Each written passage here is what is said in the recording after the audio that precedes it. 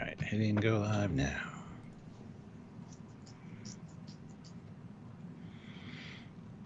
So there we go. Hey guys.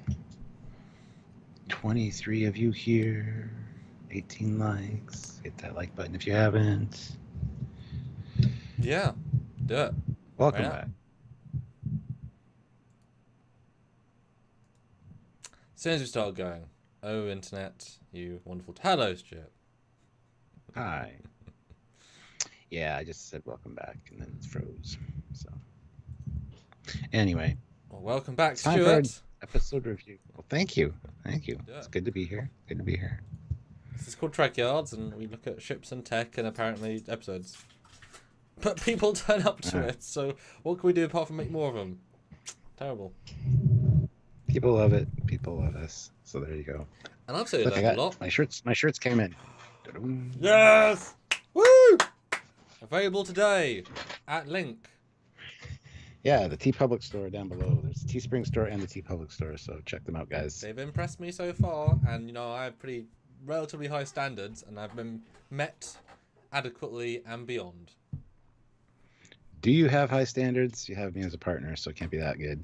Well, you impressed me early on, and my standards kept going up. Oh, okay. There you go. Joking. You were forcing me into a joke like that, Stuart. You know you were. Don't pretend to. I know. Don't act. No. So welcome back, guys. Hopefully we can have a good review today and have some fun, and hopefully you guys will take part and let us know your thoughts on this episode, and all that stuff, because we love hearing from you guys and talking about what you guys want to talk about. So, and today, yeah, we're doing episode 4 of season 5, which is Silicon Avatar. So it's worth watching if you guys haven't, I think. If you haven't, why are you here?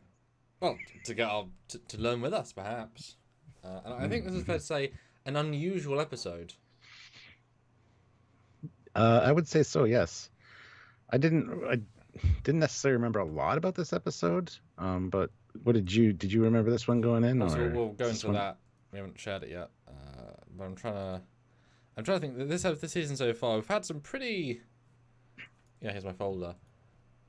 Ensign Road, pretty unusual. Darmok, pretty unusual. This, the game, there's some pretty unusual episodes this season, because I think they're past their we do safe stuff time, and they know they're not going to get cancelled, and their budget's probably the highest they've ever been. The actors are most confident they've ever been. They know how to use the most out of their money, so they can take more risks. And I think this one, I'm not saying risk good or bad. I'm saying it felt more like this is a risky episode, rather than the classic story structure. Yeah, well, definitely revisit something from the past and some plot lines that kind of split over into this one as far as lore goes and stuff. So it's definitely good in that regard. But yeah, it's interesting. It's a very good human. I don't know how to describe it.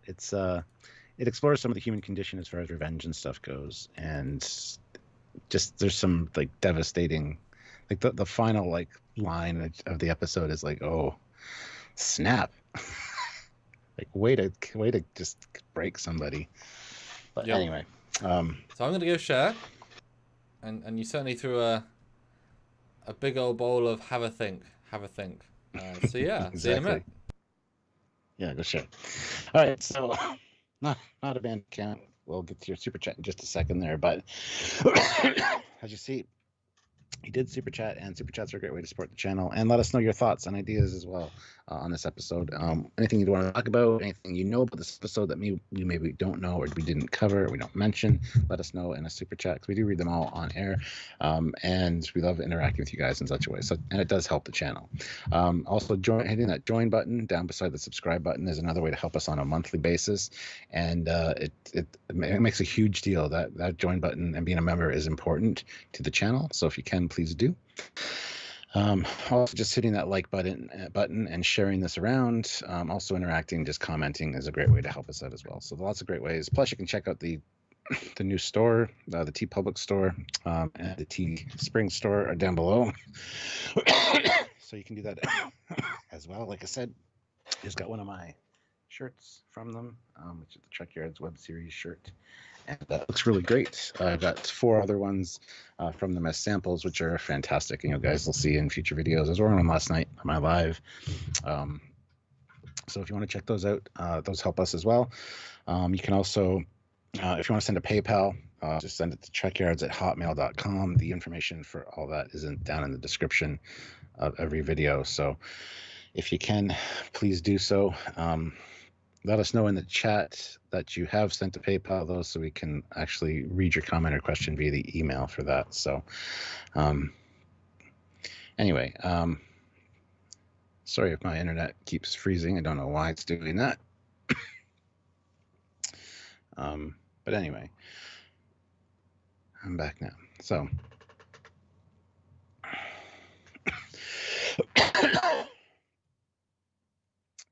so yeah, sorry, internet is being a little bit of a problem today, so I apologize for that. But hopefully you guys have enjoyed this episode in the past, and I look forward to talking about it today. So I don't know why my cough has returned. It's like a seasonal cough. Anywho, so anyway, yeah, I'll wait for Sam to get back. And if you want to help us on a monthly basis as well, like I said, join the channel or head on over to Patreon/Trekyards. That's another way you can do that as well. And joining the channel is great because you get your name highlighted, you get a little avatar beside your name, you get to use all the emojis and cool stuff in the chat, and really be part of the conversation and the community. So if you can, please do so. Chuck A says, I got my shirt from TeePublic yesterday. Trekyards across the front. It was really nice. Fantastic. It was really nice. It was really nice. Did you get rid of it already? Oh. Glad you got it and you like it. Matt's like, yeah, go grab some Trekyards gear and be ready for the next away mission in style. Dun dun dun. When conventions exist again, we expect to see selfies at conventions. Yes. With or without us with you. Like, it itself is powerful just by itself. We don't need to be standing next to you in this shirt. That's fine. Yeah, absolutely. But we got 2 super chats in here, so let's get those. Wonderful, Out of band account, $5. Thank you. Could the combined memories of the doomed colonists have contributed to Data's suicidal tendencies? He killed himself twice in a row. Nemesis and Picard. No, is the answer.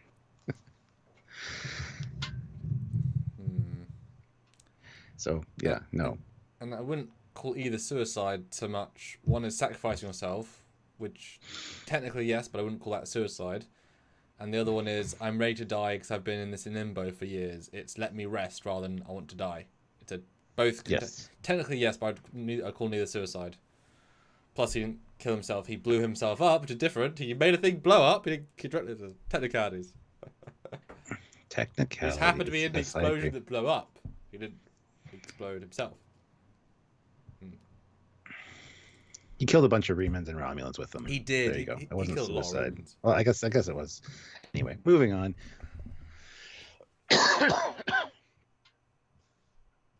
Moving on. Sorry, the internet's being wonky today. It's not doing its usual thing on Skype. It's just like stopping. I don't know if you can hear me or not. So.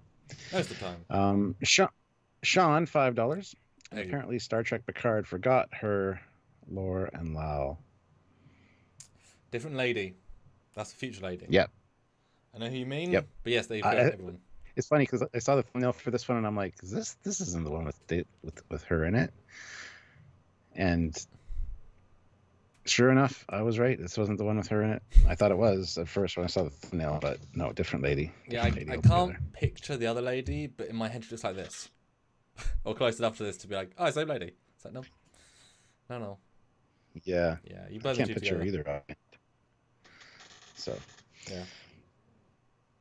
But yeah, super chats are great, guys. Thank you so much for those. And looking forward to a few more, guys. 42 people here, 30 likes. Hit that like button if you haven't. We'd really appreciate it. It helps us out. Just hit that like button. First year, what do you think of season 5, episode 4, Silicon Avatar, which actually is an odd name since. No, okay, makes sense. But is he made of silicon? I don't know. Well, it's crystals. Yeah. Well, no, it means I think it means Data, the avatar of the sun. Oh. Because he's silicon, I guess. Some of his circuits. maybe. I thought it would be crystalline, but it wouldn't be Avatar. It sounds poetic. I don't know if it makes sense fully. Yeah, I always thought it referred to the crystalline entity, but I never thought of it like that. But yeah, you're probably right. Damn. Silicon Avatar, the last crystal shiner. I don't know. Anyway, I didn't remember much of this one going in. I kind of forgot a lot of the small little moments in this one. I knew the overall story and like the end result, but yeah, this one actually surprised me a little bit. I rather enjoyed this one. There's some really nice moments in it, and overall, I think it's an all right episode. It doesn't really let a lot of the characters shine so much, but it's more of a data piece for sure. And you see him playing the guitar. You see him play some stuff that I didn't know he did that. He never does it again, I don't think. So yeah, I learned a lot actually in this one that I had completely forgotten about. So overall, I wasn't super excited to see it again, honestly, but I rather enjoyed it. So, but it is one of the lesser episodes, I think, that from what we've seen so far, especially with just following up on season 4. That's so many good episodes. This one is kind of a little bit of a letdown in some ways. So yeah, that's kind of my thing with it. Did you remember this one going in? Is this one of the ones that you watched and stuck out to you? This is one that I didn't know at all, except like a little moment. I watched it a couple of years ago, like during Trekyards. I was like, oh, I really don't remember that. So this time I knew it all enough because it was so fresh that I just knew it all. So it was not a watch of like, oh yes, this episode. It was like, I've seen it in the last year and a half. I know it. But I was watching with a different look. I'm sure I might have been watching on the other monitor. I wasn't really focused the last time. And it's definitely an odd one because it really is it's a one note character study. But then they try to throw little other elements in, but her arc is it. Her arc is 92% of the episode. If you're not sold on her arc, you're gonna hate it. If you love it, you'll be satisfied. But if you want the Star Trek TNG feel, you have it in moments, but it's so unbelievably focused on this woman that once you know her journey, there's nothing else to glean. So having remembered everything, it was like, okay, now obviously her acting is excellent, or it's one tone, like it's very the same act, like it's a journey, but she acts the same way the whole way through, just less aggressive, more aggressive, but it's all very in character. Like I didn't feel like it's hard to describe exactly. Unsurprising, I guess. And yes, they try and throw in some other moments, but it was just too heavily focused.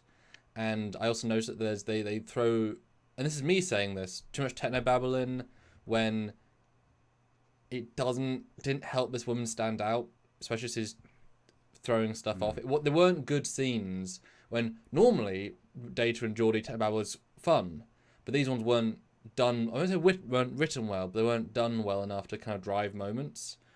So it was a very strange one, and the fact that it also abruptly begins, abruptly ends, abruptly re-begins after the dial sequence, and then abruptly ends again. So it's a very odd episode. It's like I say, it's a 92% character study on one lady, with a bit of Data, little bit of Picard, little bit of Riker, but you are kept on your toes, and yet nothing really happens. It's confusing. Yeah. Once I started watching it, I was just thinking, oh, this is the one. And I was looking for the upside down tricorder. And it's so I saw that. blatantly obvious because she opens it up, shot of Data, and then the next shot she's holding it upside down. Yeah. Looking at the screen, and the screen has stuff on it, on the prop. So I don't understand. Anyway, we'll get there. You'll see it. If you didn't know, this is the one where there's the big blooper for holding the tricorder upside down. So that's what I was waiting for the whole time. And I'll reiterate when we get there, but it's doubly sad because it's the most emotional moment for that first half of the episode. My son died, and all I could see is the tricorder. It completely destroys the moment because, like, nobody caught that. Brent didn't catch it. The director didn't catch it. The editor didn't catch it. It's like, it's very blatant, and it's it can happen, but it was just like, ooh, orcs. Misha, though, throws in $5. Hey. I cannot picture her either. Yep. That's doubly funny because Misha's blind. So, curses to you, Misha. Self-referential humor. Andrew Sepp, $2. Thank you. She dated on data and held the tricorder upside down. Yes. Actually, a lot of Plasky vibes here. I thought the same thing. Like, I didn't think till just now, but actually, yeah. It's like, I'm sure Brent's like, is Plasky back? Diana? Diana? Yeah. It's been quite confusing. We also got Eugene here with an awesome 1,000 ruble super chat, so thank you so much. Always so good. Is this the Data's Mom episode? It is not, no. I can see why a lot of people get confused by it. I was at first as well. Once it started, I'm like, oh, wait a minute, it's this one. Although if you want to be very technical, it's the Data playing someone else's whose mum that is. That's deep, man. Remy. There you go. I won't remember the name again, but I remember it there.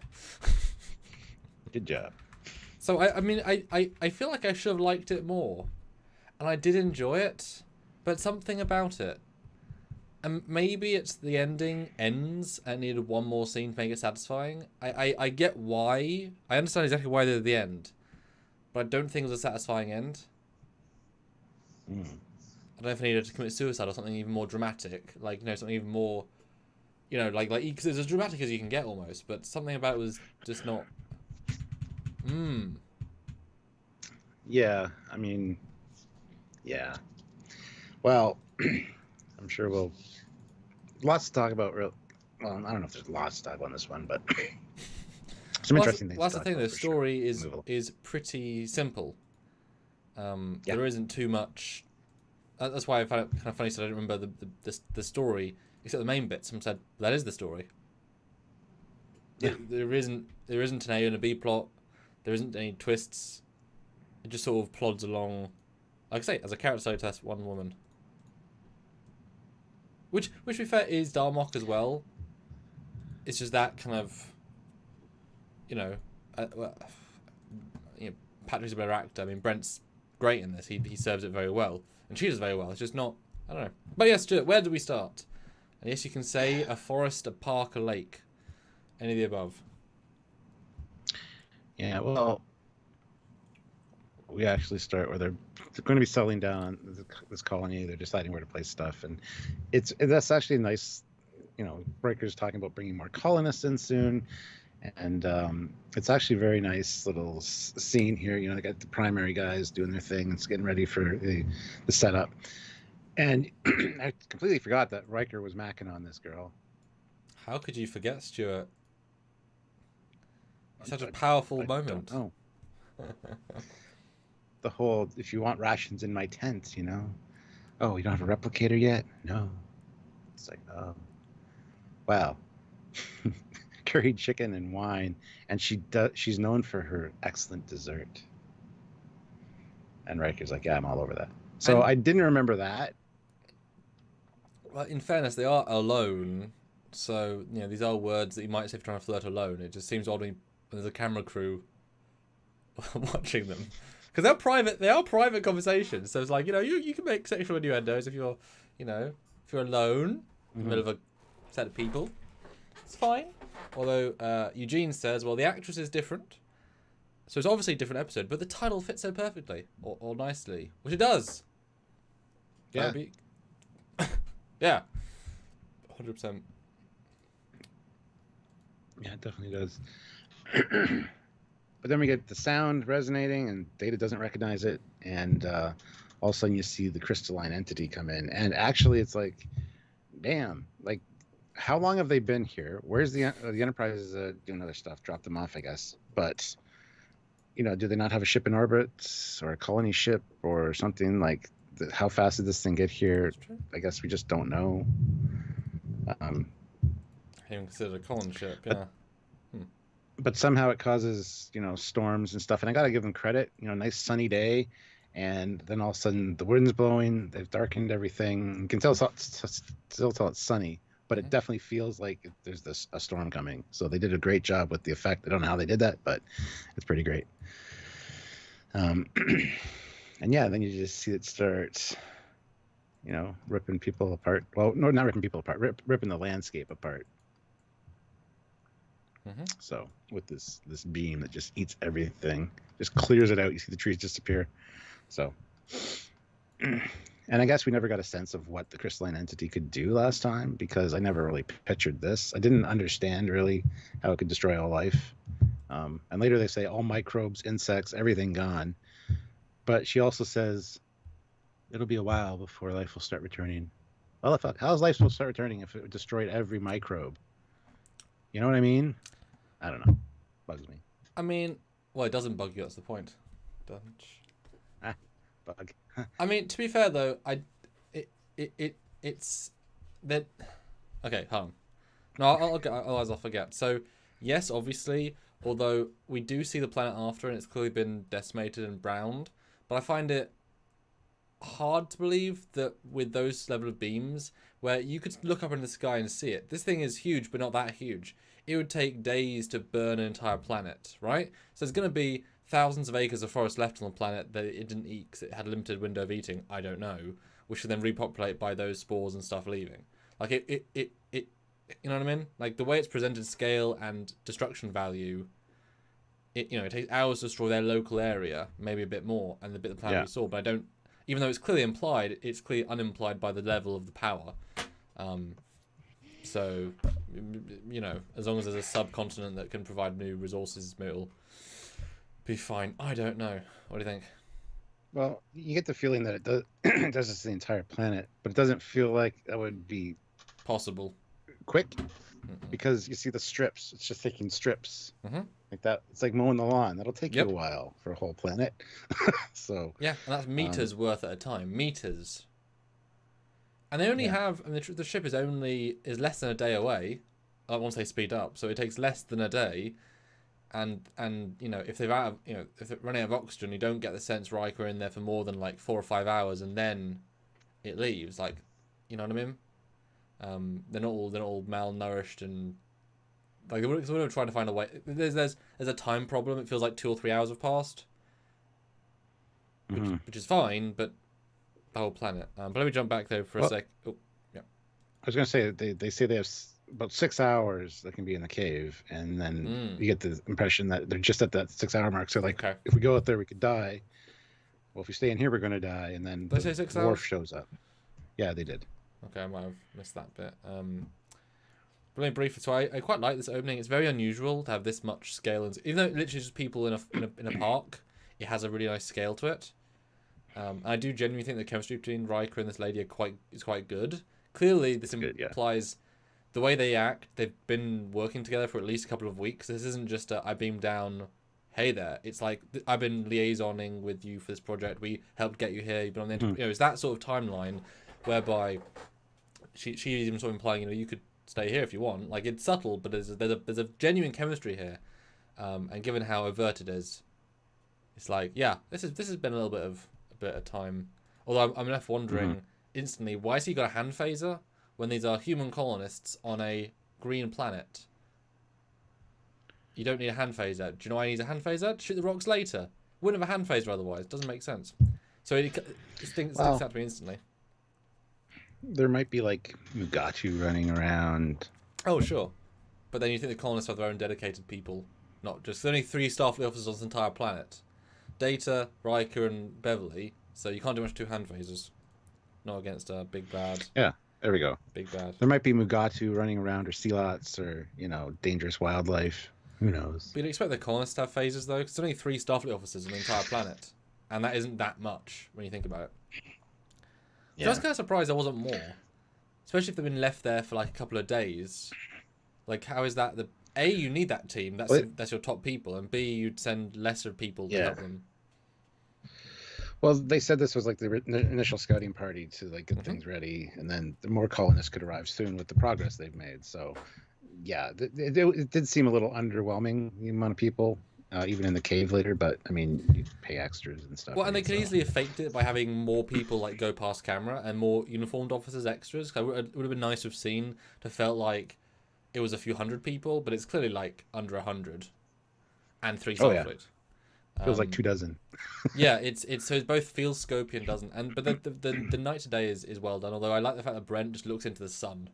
It is shot. It's like right in his face. He's like, oh, this. Which is true, that's where it's come from, but Brent must be like, my eyes. And hey, digital effects, good crystal entity. Looks good. Like, it's simplistic, but it's very effective, simplistic. And Day for Night certainly is very good to... it really is the music. If you break down what they're really doing, it seems a bit silly. Running through a park, with wind machines. But it actually works quite well. It gets more old the more you watch it. Although even the effects of like how they disintegrated plants, very well done. And I'm sure it's like come between two different like matte painting style things, but it's like, oh, that's pretty seamless. Well done. Although it's a bit depressing. Like it's so small scale, like little tree. It should have been a forest getting burned, not 2 single trees. It's like it's as powerful as a tractor. It's like, this is the crystalline entity, as powerful as a space tractor. Beam. And also the other joke is that Riker's running with this boy, which is great. Data, take the boy. You, a faster person than me who can outrun everyone here 10 times over. You take the child while I go save this other person. Oh, Data. Oh, you've already saved them. Oh. Like, make Data go back. He can save them. I know Riker wants in her pants, therefore personal attachment, but instantly I'm like, that would break the plot right there. Like, Data could do it. Yeah. Why is he doing that? Well, so, I thought it was funny that Data was the first one running, but he was leading the way to the caves, and Riker's like saying to everybody, "Follow him, follow him." But then, I guess Data came back for Riker. I don't know. It was fine. It gets more clumsy the longer into the scene, which is fine. Just the budget, like it's all on screen, and then it comes down a bit. And then the old man falls, and she goes to rescue him, and her and the old man get wiped out. And Riker's all like, "Oh no, my dessert." So, I mean, it's kind of a character moment for Riker. Even later in the episode, it kind of, we'll get there when we get there. So yeah, I forgot the Riker stuff was in this one because it's actually pretty powerful. When you think about it, like, oh, I lost just another J on the job for Starfleet officer, but oh no. But that's and the then problem, later though, when he talks to Picard, it's pretty good too. But that's the problem, though. It gets lost by the other woman's story. This is far more personal to us. We've seen it. Why pivot 92% to the woman who don't know her son? Like, stick with more Riker. It should have been 50-50. Or even the woman is saying, oh, maybe I should help save it. Riker says, kill it. Then the woman says at the end, like, it just, he is the entire intro. Yeah. And then it drops off a cliff and then remerges. So it's poorly thought out in that process, but maybe they saw this episode as a way of giving the regulars, like, time to other episodes. And so they wrote the guests, like, all the dialogue, and then they just had, it kind of feels that way. Like, we're not going to use anybody anywhere near, like, half a day. Literally. Or for other things. And this is, like, give a guest everything. Yeah, I mean, they could have definitely included more of the Riker dealing with things aspect of this, talking to Troy, and Troy having to deal with both with the Soul Lady and Riker. He could have interlaced those stories very well, and kind of a lost opportunity, I guess. Although, what's the depth there in concept with the Riker stuff? He lost a girl he fancied, maybe, who he's probably never going to stay with or live with because he wants to stay on a starship. If he's given up 5 commands for the Enterprise, he's not going to give up for a woman he's just met. Sorry. I don't buy that. So I guess, where does that go? Nowhere, really? Well, it's funny because she mentions, we're the kind that want to settle down and have kids, and he's like, oh, really? It's like, I can help you with that. I'll give you a head start on that one. It kind of had that vibe to it. Yeah, it did. That's why it's so odd. They didn't capitalize on it more. Yeah. Anyway, the Enterprise picks up the disturbance on the planet, so they increase to warp 8. But there's electrical disturbance. Could just be a storm. No communication with the colonists, and Troy's like, just because there's no communication doesn't mean that anything bad's happened. It's just, but Picard's pretty tense, and then he asks the time to get there, and they increase to warp 9. So I would have gone to warp 9 right away. We talked about this all the time. 9's later. This is only 8. Oh, this first one, yes, yeah. Which is the confusing bit because you go straight to 9. If it takes you, like I said, 26 hours over to get there, and that cuts drastically at warp 8, just go to warp 9, you'll be there in a few hours. Yeah. Like, you could have killed your entire crew because you didn't want to use, like, most of your gas. I was waiting for him to say, because he talks to like Geordie. I was supposed to say, Geordie, how much power do we have? What can you give me? Warp 9.3? Warp 9.5, sir. Perfect. Go. Like that was what I was expecting. Rather than, are you scanning the thing that you don't know is happening because you have engineers are scanning a planet far away? What are you on about?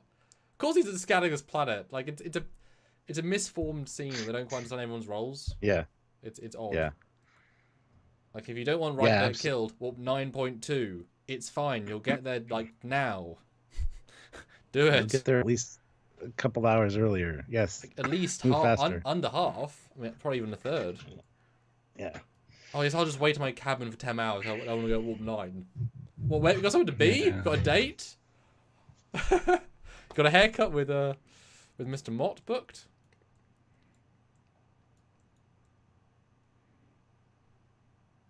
Oh, sorry about the internet, guys. Yeah, I am too.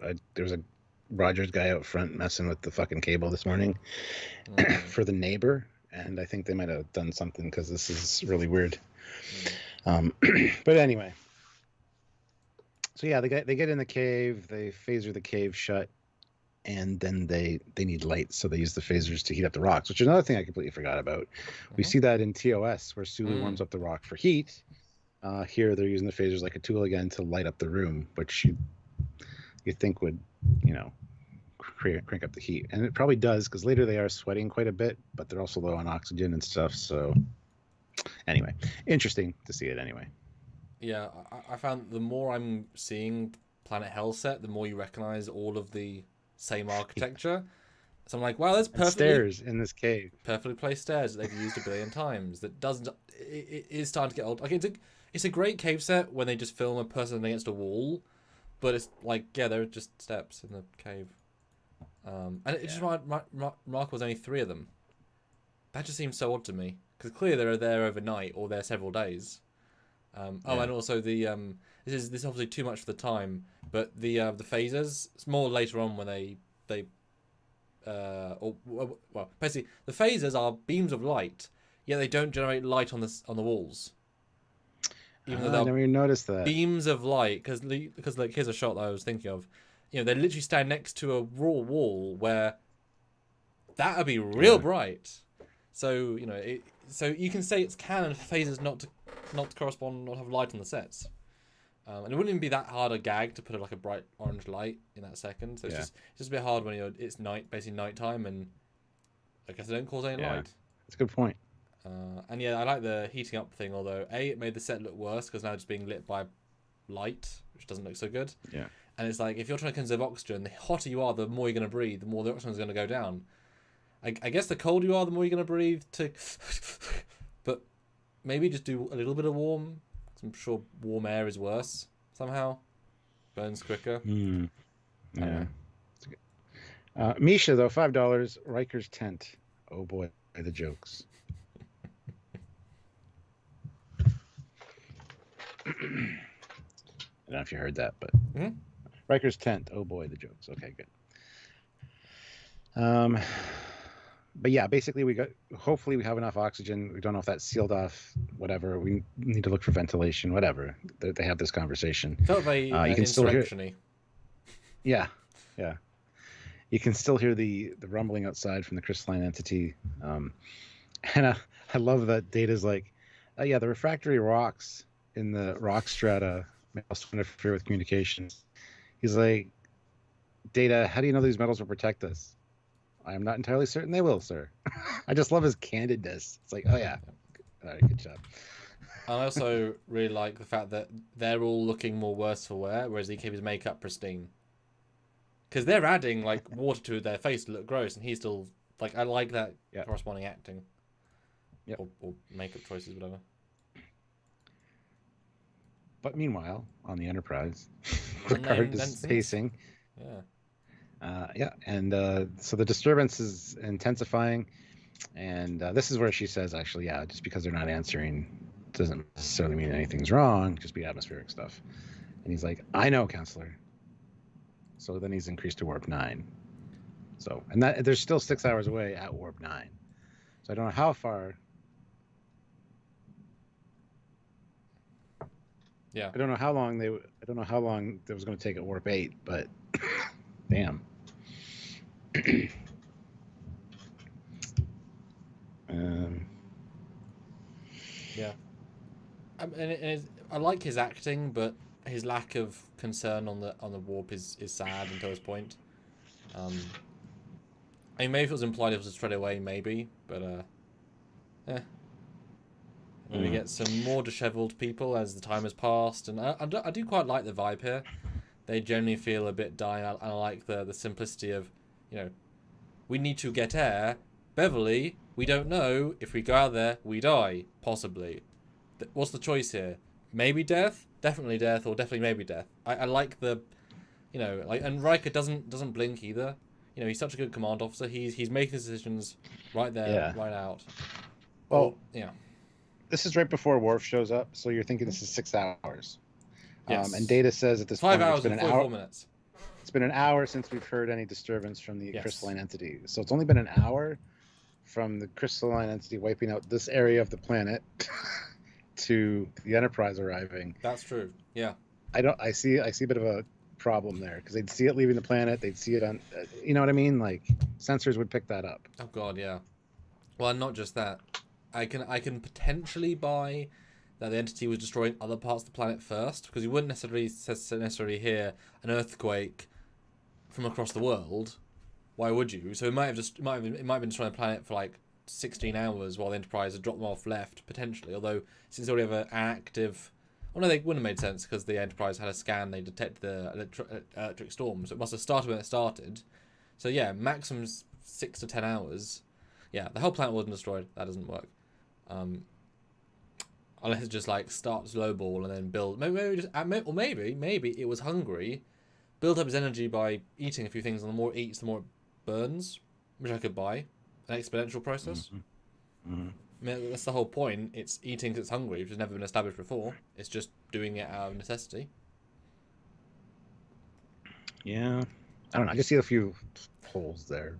Which is sad because it's presented as such a strong, powerful opening, but it gives us so little information. Yeah. And even though it showed us the carnage rather than told us, it then tells us non-corresponding carnage. So it's like, well, which one do we go for? Well, I couldn't help but think, first of all, why can't you just phaser the doorway to let a bit of air in? I doubt whatever energy force it's firing will go through a hole in rock. Like, it's a beam. It's not a beam that will then... It's not like particles are going to force out. It's an attractor beam. So you can get air. I'm very confident of that.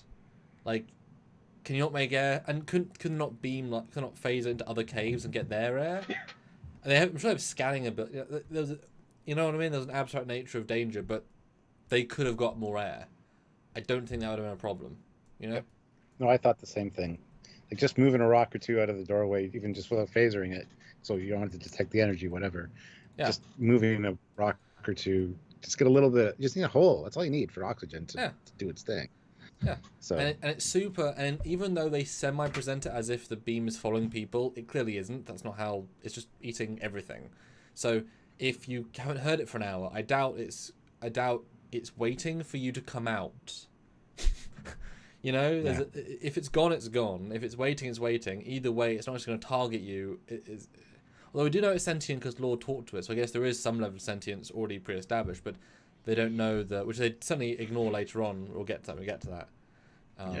But when they, I appreciate the fake tension as well when they you know, the rocks at the front, and they slightly give us that rumble of the crystal entity, but you can hear the phases, and our character's like, sorry, what do you think's happening? What, the crystal entity is burning through rocks and your phase is going to help? Like, yeah, it's crystalline entities beam down its away team of little crystals. Yeah. Tholians. Ooh, twist. Tholian weapon, yeah. It just feels so redundant, like, if crystal entity comes in data, shoot it. What, sir? I'm hypoxic, don't worry, I can't think. Okay, sir. To see this, like, crystal tendril come through the door. Oh, that'd be cool. Basically making fun of but Worf shows up. Just a little bit. Sorry, you cut out there. But yeah, Worf shows up and it's like, oh, you're the most beautiful sight I've seen. And he goes out and looks in the landscape. It's a pretty good matte painting, just like devastation. So yeah, it's real blown up. yeah, it like gouged out, which later makes sense because all the surface microbes and everything are gone because it like scooped it right down to like the bedrock or whatever. So, Although there is definitely a disconnect between them staring at a set wall and massive epic expanse. I know it's hard, but it seemed, you know, with all this total destruction, like, I'm glad there's a ledge left. You know? yeah. Um, uh, but then we cut to space, Well, and we do see the planet being destroyed, which is nice. We didn't see it earlier, so it is effective. And we get introduced to Small McSmallerson, because in the scene, boy, she's small compared to Riker. Dr. Kyla Marr, and I'm wondering where she came from. How did she get here? Where was she? Because again, how long have they been on orbit? Did they have to load her up from a starbase onto an Excelsior class ship, have the Excelsior class ship swing by, drop her off? Like, how long is, again, a real disconnect with time in this episode. It's just kind of like, hey, we have a bunch of scientists ready to go in the transporter buffer. We'll pick the crystalline entity girl. Yep, boop. That's what it feels like, because there's nothing nearby here. Otherwise, there'd be other ships here to help. You know what I mean? So it just seems odd. But she's super excited to have met survivors. And Riker's like, I can show you your quarters. And she's like, no, I've waited my whole... Oh, hold on here. I've waited my whole career to, you know, talk to survivors of this thing. So I'm excited. Oh, and your android was there too, right? Yes. So a good introduction to the character, but I just don't know where the hell she came from. Yeah, I mean, they had to show that, you know, USS Hood flying away. I mean, it was, you know, you've got enough of those establishing shots, because that's the only thing. I mean, I guess maybe she could take a shuttle, but is the Enterprise really going to be waiting in orbit for days, waiting for this day to arrive? Because warp takes days. Space is vast. Potentially, she's in the quadrant if the thing is on a pattern, but clearly, Christianity isn't following a pattern. Otherwise, a pattern is a pattern. If it's destroyed 14 things and there's a pattern, they could follow it. They wouldn't have put colonists there. Also, yeah, exactly. So, yeah, but they imply heavily this is like right after, because there's new information, there's new graviton stuff. Like, this is right as well, she says right after it. So I'm assuming she was. I mean, you could possibly argue, because this is a potentially a big thing. It's not that big in the grand scheme of the Federation with Romulans and such. Potentially she was thrown on the quickest ship, you know, maybe a Nebula class, and warp 9'd over to them, which might have taken less than a day if nearest starbase. You know, like a warp 9 point something journey. Well, it was enough time to get everybody up to the ship and have Riker get cleaned up and stuff. So there was some time there, but well, that can be hours, it just kind of bugs me a little bit. But you would like to think that, like you'd said, that en route... There was another point I was going to make. Oh, sorry. There was another point I was going to make, but I can't remember what it was. God damn it. Do you want me to restart my modem and see if that helps? This is really frustrating. Sure, if you want. I mean, it's better on my end, obviously, but yeah, sure. Do you want to restart the modem, please? Thank you. Okay, I'll be right back. Okay. Hi, guys. Sorry. I'm going to leave you with the commander. Bye, guys. Bye. Alright, just me right now then, guys. So what do we think then? And yes, they redressed the cave sets in Distant Voyager. Yes, they built these cave sets in TNG. Kind of like in TOS, they had their big standing set of the planet, and they would redress it for every single cave, etc., throughout the many shows and movies and whatever. Many times used. It's quite an elaborate set. I mean, no discredit to them. Just once you start noticing the landmarks, you certainly notice the landmarks of the set. But hey, I mean, they used it a lot, and yeah, it's nice to have a standing set to be on. Zach. Jay Donaldson, sure, if you want to. Haha. The ship became stationed there for weeks after they got the cave.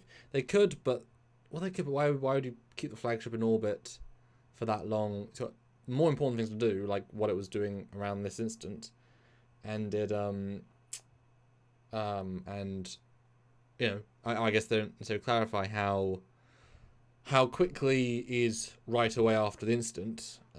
That could be anything, but Yeah, maybe on a way somewhere and be routed. Yeah, that makes sense. On a ship close-ish.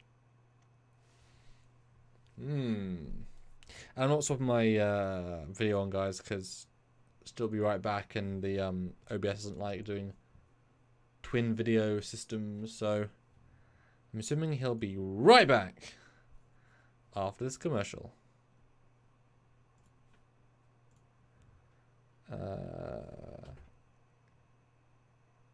Oh, Matthew, just boring? Oh no. Oh no. Well, like I said at the start, it's yeah, very much, if you don't buy into the main plot, which is with a lot of things, like if you don't like Rolaren from Rolaren, you don't like the episode, and she doesn't, so he doesn't like the episode. Whereas we obviously like our main crew more for sure. G-Stel 1980, as someone who's been in caves, they have plenty of air in there. You say that, but as Data says multiple times, it's got a special configuration of metals, so very possible that too much absurdity that it, isn't so good at maintaining oxygen, etc.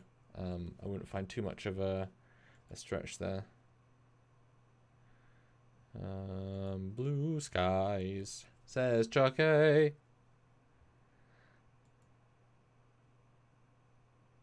Oh, Dan, yes, they made that worse about a year ago, although it's calmed down a little bit. But let's know right now, guys, though. 80 people. What do you think of this episode?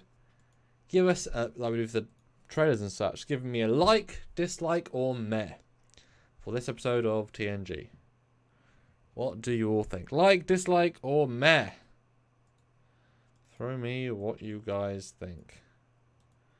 Fine, I'll throw the camera on. I'll have to swap it when he pops round. Fine. Like, dislike, meh. Let me know now. Tell me now. Firefox, you say?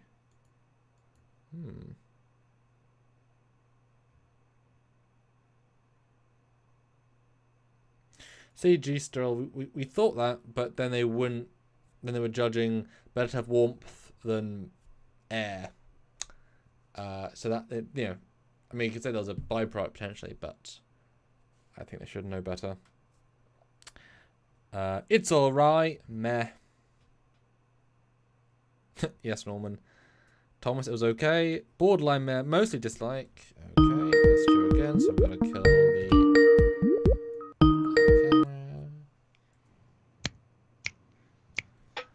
I'm back. Hopefully that works. Sorry about that. Did you read Misha's last super chat? No, that's your job, Stuart. You're the people to hear what you say. I'll say what Misha says. Misha, $5. Sam, just had FedEx deliver an FN P90 at the door. I believe you are a fan. Wow, okay. That's not where I thought that super chat was going to go, I'll be honest.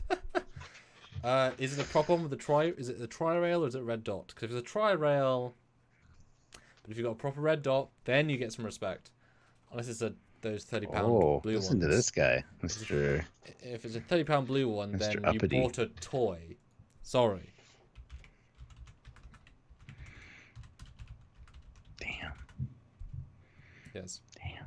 All right. Well, where were we? Oh yes. We both had points. And we both forgotten them because we've since had everything else. That's okay. They'll probably come back to us. Yeah. So this is where you find out that everything's gone. Trees, insects, microbacteria, everything is just gone. And every time Data speaks, she just like, like such disgust, which kind of bugs me a little bit with her, but that's okay.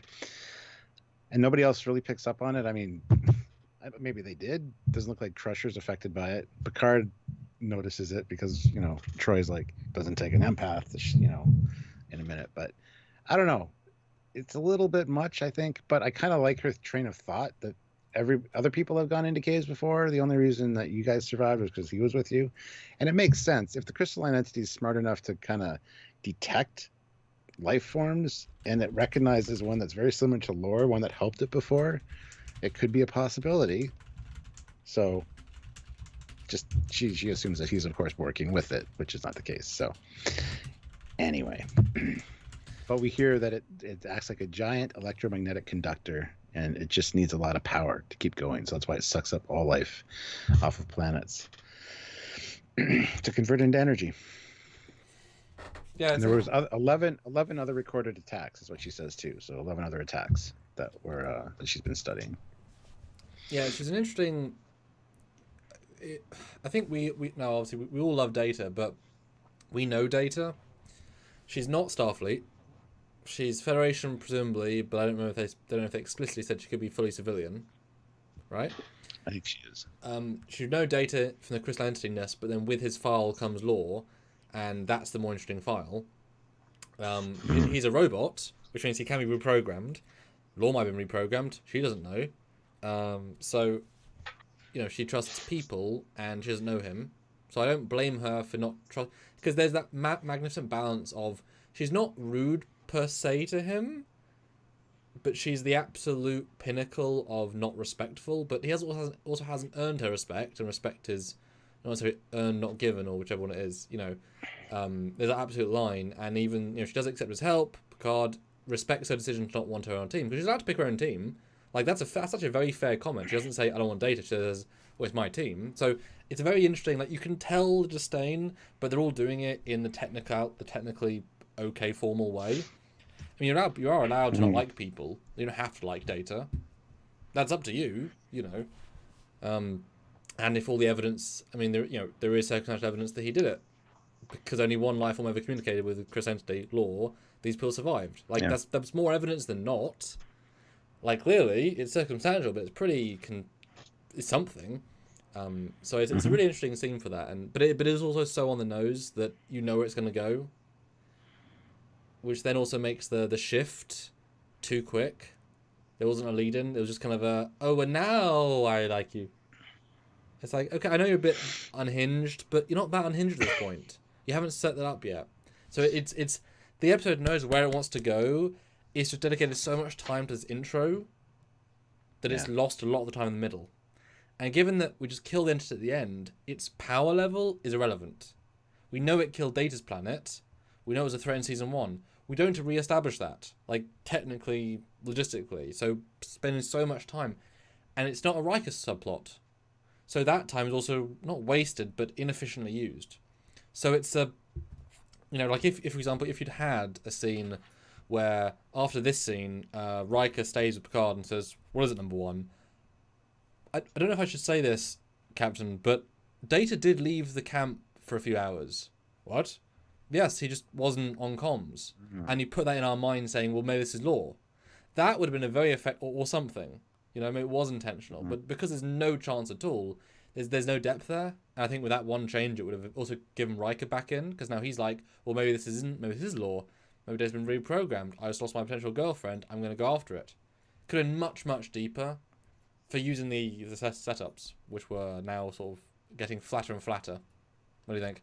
Yeah, that's really interesting, actually, because, for him to be out of communication range for some reason would have been fantastic. He could have been exploring the caves. That's why he knew. All you need. The communications didn't work, and that's interesting. Yeah, and just say, oh yes, I was in the caves with no signal. That's all you have to do. But that also sounds so dodgy. It's great. It's and Data wouldn't even know about it. It's like, oh, but tell the truth. Oh, there's nothing to the story. Well, I like how she's like, I don't really want him on my team, and Picard's like, well, he's gonna be on your team. You can pick other people, but he's gonna be going with you because he's like the foremost expert in this. So I love that Picard kind of just does his captain thing, and I've already made up my mind about that. So, well, it doesn't. He's so knowledgeable of the entity, of course. Like you wouldn't throw your star player off the field. And she accepts it, it doesn't take much commitment. Well, she orders it, but... One thing that kind of bothers me, she's like, I want to speak to all the survivors to get any insights or anything they might have seen. What did they see? They were all running. They all saw the exact same thing. You're not going to get any information from these guys. I know you've been waiting for survivors. It's an interesting thing, but what are they going to tell you? Nothing. Sure, they're scientists. Maybe they would say something, but bothers me a little bit. I think there's two subtexts there. One, it's a power play showing I'm in control. Because you're right, there's nothing new to be gleaned, really. But B, I think she'll also ask them all, well, did you see anything weird with Commander Data? Yep. I mean, that's deep subtext. But yeah. it also, you need the character to feel proactive. And, you know, like if everyone had Tricorders on, because if you'd had it and be a survey mission, like more explicitly a survey mission, then she could have said, I want to talk to everybody who's scanning, see if there's some... Again, there's ways you can improve the dialogue, but I think it was about Data more than a lot of stuff. Well, scene wraps, everybody leaves, and Troy's like, well, you don't have to be an empath to know that there's problems here. I'm glad I got paid today. Yeah. Yeah. And she's also like, I'm not sure you should have forced them together so soon. And he's like, hey, if her, judgment's compromised, I need to know right away. So good for him. Yeah, no, he's a very strong captain this week. He's very, and it could be many captains, but he gives enough of himself as Patrick as Picard to kind of, give it that bump, which is good. And Misha throws in another $10. Thank you so much, Misha. Thank you. For the lore fake out idea. That's great, and would have added something extra to the episode. Also, yes, it's the one-time optic model, or the one, for your P90. No, I don't know what that there is. You go. Is that I assume it's Airsoft. Is that Tokyo Mirror? Is that a new thing? I don't know. Let's have a look. Let us know, Misha. So with a small rail and then a little thing on top. Huh. But not red dot though. Red dot's the Stargate one. But still cool. Just less cool. Because it's very specific in Stargate. Well, do you want to know a funny story, Stuart? Which you've seen? Sure. In one episode of Atlantis, Shepard uses a P90 that's a tri-rail with a silencer. It's for one scene. He walks into a room, pulls someone out of it, and then takes the silencer off. That's it. It's the only time. But it is canon! So if you only have a silencer version, like, you're cosplaying that one scene. Or one of the other missions that used it that you didn't see. But by that logic, everything's cosplay of everything. Speaking of everything is everything, Stuart, we're back on the planet Hell. Boy, that was a good transition. Better lit now because they got some lights down there, which is great. Good. Yeah, it's good. But yeah, the evidence of residual vitreous matter in the soil. And she's kind of ignoring Data when he tells her that, and she's like, "Oh, it's all news to me. It's old news to me. It's I've noticed this as a remnant from other attacks." But yeah, then they have the conversation about how me being here disturbs you and all this, and she's like, "Yes." And then they talk about what was the big difference. Is it the metals or the combination of the metals? Because other survivors have gone into caves, even deeper caves, which that I have the one metal. Because I was thinking that was an elephant in the room of like, did no one think to go in goddamn caves? Yes, they address it. Yeah, I like that. Yeah. And she's like, "Did you ever think it's you?" And he's like, "I don't understand." Really, you haven't put this together yet, Data? The only other time there's been a crystalline entity thing was with lore that, well, anyway, it kind of bugs me, the conversation here a little bit, because you think he would understand what the hell she was getting at, but yeah, I almost get the sense she's humoring, or he's humoring her, but we're not there yet to be. Yeah, he's a bit more clueless than he needs to be, for sure. Yeah, but I don't mind the note that she's saying, well, I'll talk to you for something I need to talk to you about, which again is a fair comment. She's busy, whatever. And again, you don't have to like everybody. Although she gets him quite quickly as a talking point. But she pleads her case well. You're the only person to survive. There is some logic here. And yes, there's the tremendous tricorder, which is doubly awkward because the lights are on the top and they're like you can see them, and you can tell that the way she's holding it, the way she closes it, the lights aren't even on. So the Tricorder wasn't even turned back on again. So it was maybe a reshoot or the end of the day. So quick, we'll do this scene again. We've turned it off now, and she doesn't know how to hold it, so she's just been given it, moved it, but it's off, clearly. And the weirdest thing is, she has it closed, she opens it. I'm getting a slight elevation of monocadium particles in this cave wall. Are you making note of it? Yes, doctor. They cut the data to say yes, doctor. Turn back, and it's upside down. It's like, yep. It's not like it's a couple minutes later, which I could maybe forgive, but this is like, And then she goes into her son dying on Omicron Theta. It's just distracting so much so. And Data's holding one as well correctly at the same time. Yep, I'm showing it. It's hard to miss. There's no over the shoulder shots of Data holding his though, so it could be that he wasn't even there holding his tricorder to notice that she was doing this. This could have been filmed as second unit or something. I don't know. Yeah, 100%. But it smacks of a reshoot or a quick. Oh well, because the thing is, if the sets are pre-lit, they just, quick, right, we'll bring you back on. Just film this bit. But it's sad because the acting's pretty good. She's very much in the zone. Yeah. I maybe get the sense that they liked her take so much and they were rushed. They said, okay, that's good. We'll move on. Because if the acting's so good, running at a time, you know. I don't know. Excuse me. Yeah, it's such a dramatic scene because she says, if I find out you're responsible for this, I'm going to see that you're disassembled piece by piece. And my as she's folding up the tricorder. Yeah, it's son's died. These are powerful words thrown in a distracting scene. It's not so good. Those lights are shining on me. What?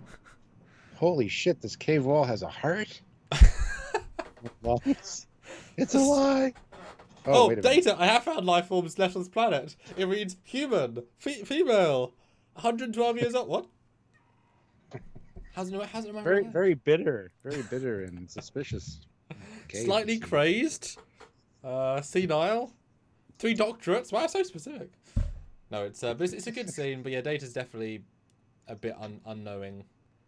And then the next scene, it's not a good technobabble scene. Brent's trying, Lavar's trying. She isn't comfortable with the material, you can tell, which is part of the scene as well. But it doesn't come together. It really doesn't. Especially, it just seems a bit of a mockery of. They suggested this new technique of scanning, which Data has. Great, fine idea. Gamma radiation, yeah. Yeah, she's like, and why would I try that? Yeah, but it's also like, why bother? We haven't got time for that. And then walks away, and then Lavar, Brent, Joy does it. It takes less than 30 seconds. So her dismissal of I haven't got time for it, or the same impetus of the line is, it takes no time.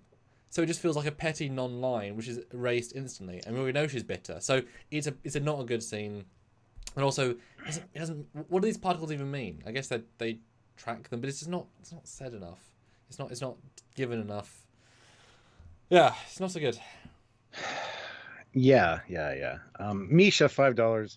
Sam, it's a real firearm. The one-time optic is the version from Stargate SG-1 and Stargate Atlantis. So deactivated or live fire? That's an expensive. It'd be live fire. He's in the States. Well, that's expensive though. It's hard to. But they don't sell live fire one times. Although, do you have to have the long barrel? Because that's the only civilian version. Unless you're can ex-military buy military grade firearms. That seems illegal and dangerous. I mean, so does guns in general. So I mean, just saw the barrel off. It's fine. Oh yeah, well then you're tampering with a firearm, then you go to jail. I mean, this equally as illegal. This is America we're talking about. Well, that's I'm just never heard it called a one times optic. It's just a red dot sight version or red dot version. Weird. But yeah, the dismissive, just like, why would I do that here? It takes 20 seconds. It's done. What? Exactly. Anyway. Yeah. So they figure out they can track this thing through space because it emits these particles and it leaves antiprotons behind. So they're going to track it with the lateral sensors. That's important to know, not the whatever other sensors, but the lateral sensors. Not long range, not subspace. And it's weird because the next scene, they're walking through the hallway and she says, "It seems I owe you thanks, Commander." And he goes, "The thanks goes to Dr. So-and-so of Omicron Theta. He was doing experiments." What? he was doing experiments with gamma scans before the crystalline entity attacked, and I have all his files. And this is where she finds out that he's got all the files from all the colonists. But going from totally dismissive in engineering to walking down the hallway saying, "Oh, I guess I made a mistake," without saying that, is not that out of character or that unlikely. But this is kind of where she starts to become nicer to Data, and if you want to call it that, she's essentially being selfish later. But anyway, it's an interesting scene. So you find out that he has all the colonist memories and records and stuff downloaded into him. So, and here it's made. Okay, so she leaves her son on this planet, which Data's from, which somewhat implies she's from that planet too. Otherwise, why would she leave him there? So if they're both from the same planet, you would think they'd bond over that. Like, why is that never mentioned? If we're both born on the same planet, happen to have been, you were both survivors from this planet, which was completely destroyed. You would think that'd be, it feels too small a galaxy. I guess that's why she's focusing on it, because it killed her son, everyone she ever knew. But then it's like, I would know the friends you knew because I lived there longer than you did. I knew, you know what I mean? There's a disconnect there where they're from the same damn planet. No, they're not though, because she says she sent him there with friends to take care of him. So implying that, yeah. Well, as soon as because that conversation comes up later. Otherwise, why not? Yeah. I guess why anywhere, but why there? Don't know. Yeah, that's true. He was only 16, so it's not like he was a scientist, really. So he was probably staying with scientist friends. Like, I got the implication, I got the sense she had him there, and then she decided to have a career after he was born, and then like 10, 12 years away. I didn't get the sense that she had a child. And then, I thought it was a very long stretch of, I'm abandoning you for science. I became a mum and then abandoned him. And Thomas M. says maybe her son moved there as an adult. No, he was 16 when he died, so he was not an adult. Also threw me for a loop when I heard the voiceover of the kid. I'm like, oh wow, that's a much younger child than I thought. I assumed my son being like 30 or 40, which means she must have had a son when she was like 50. Exactly, because she's quite old here, yeah. Which she doesn't look old, but she's presented as old. Yeah, oh yeah. The future, it's fine. But no, you're right. The scene here is odd. And it feels incredibly, when you know where it goes, it feels very forced of a way of telling her the memories, because why would Data bring that up? It makes sense if they're like, we're from the same planet, I know his research too, there's a link, but you wouldn't need, like, do you really think there hasn't been any research in this particle thing in the last 25, 28 years? With anybody? It happens to be the research, it happened to be a guy. And they didn't know what the Crescenti was, so what's the chance this one scientist guy on this one planet happened to get killed by the thing that the thing sets off? It doesn't connect. It's a very false way of shoving that in. And now they're okay. It's a bridge they didn't have time to give any time to. It's very inorganic. Misha, $5. Love the old woman scan, LOL. Sam, I'm a licensed dealer, and if you have an SOT you can trade in short-barreled items, it's a whole thing. Shrug. There you go. Oh, sure, if you're a dealer. And Olivia's there. Of course, yeah. Cool. Enjoy it. Take pictures. Olivia Julius here, $10. Captain and Commander, I'm about ready to leave for my weekend-long shore leave. Don't worry, Fleet Paul will take over my duties as communications officer. Sorry I can't stop him from wearing a scant. Oh. I mean, you tried, but it didn't work. Yeah. Well, have a lovely break, and everyone wish President Olivia a lovely time away. Have a good, relaxing time. Yes. And Misha says her son died decades ago. Yes, like 26 plus years ago, because it would have to have been, yeah. Data's been in Starfleet for 26 years, so yes, she's old. Well, yeah. Then you think, okay, that's fine. Should have been a. Let's say she's 70. So she would have been 50s when he was 16. So yeah, that works out fine. But then it does feel like she had him on that planet, left to pursue science, planet got destroyed, then kept sciencing for, you're right, another 30 years. Like I said, in which case, just, why is there no vibe of like, I knew the same people? Yeah, it is kind of weird, actually. But you're right, yeah, that 26, 28, 30 year gap is yeah. And only 14 colonies in 30 years isn't that many. Like, Well, they said 11 attacks. 11, so yeah, and I'm sure well, I guess you wouldn't know if a place got attacked that's too far out, but assuming that is the only 11... Or uninhabited, or not having a colony of No, your own. But no, what I'm trying to say is that if only 11, say that was the concrete 11 attacks, right? How often do you have to eat? Quite often. So assuming this thing, needs to eat regularly, it might be picking planets that don't have people. Maybe it has to pick them when it needs to.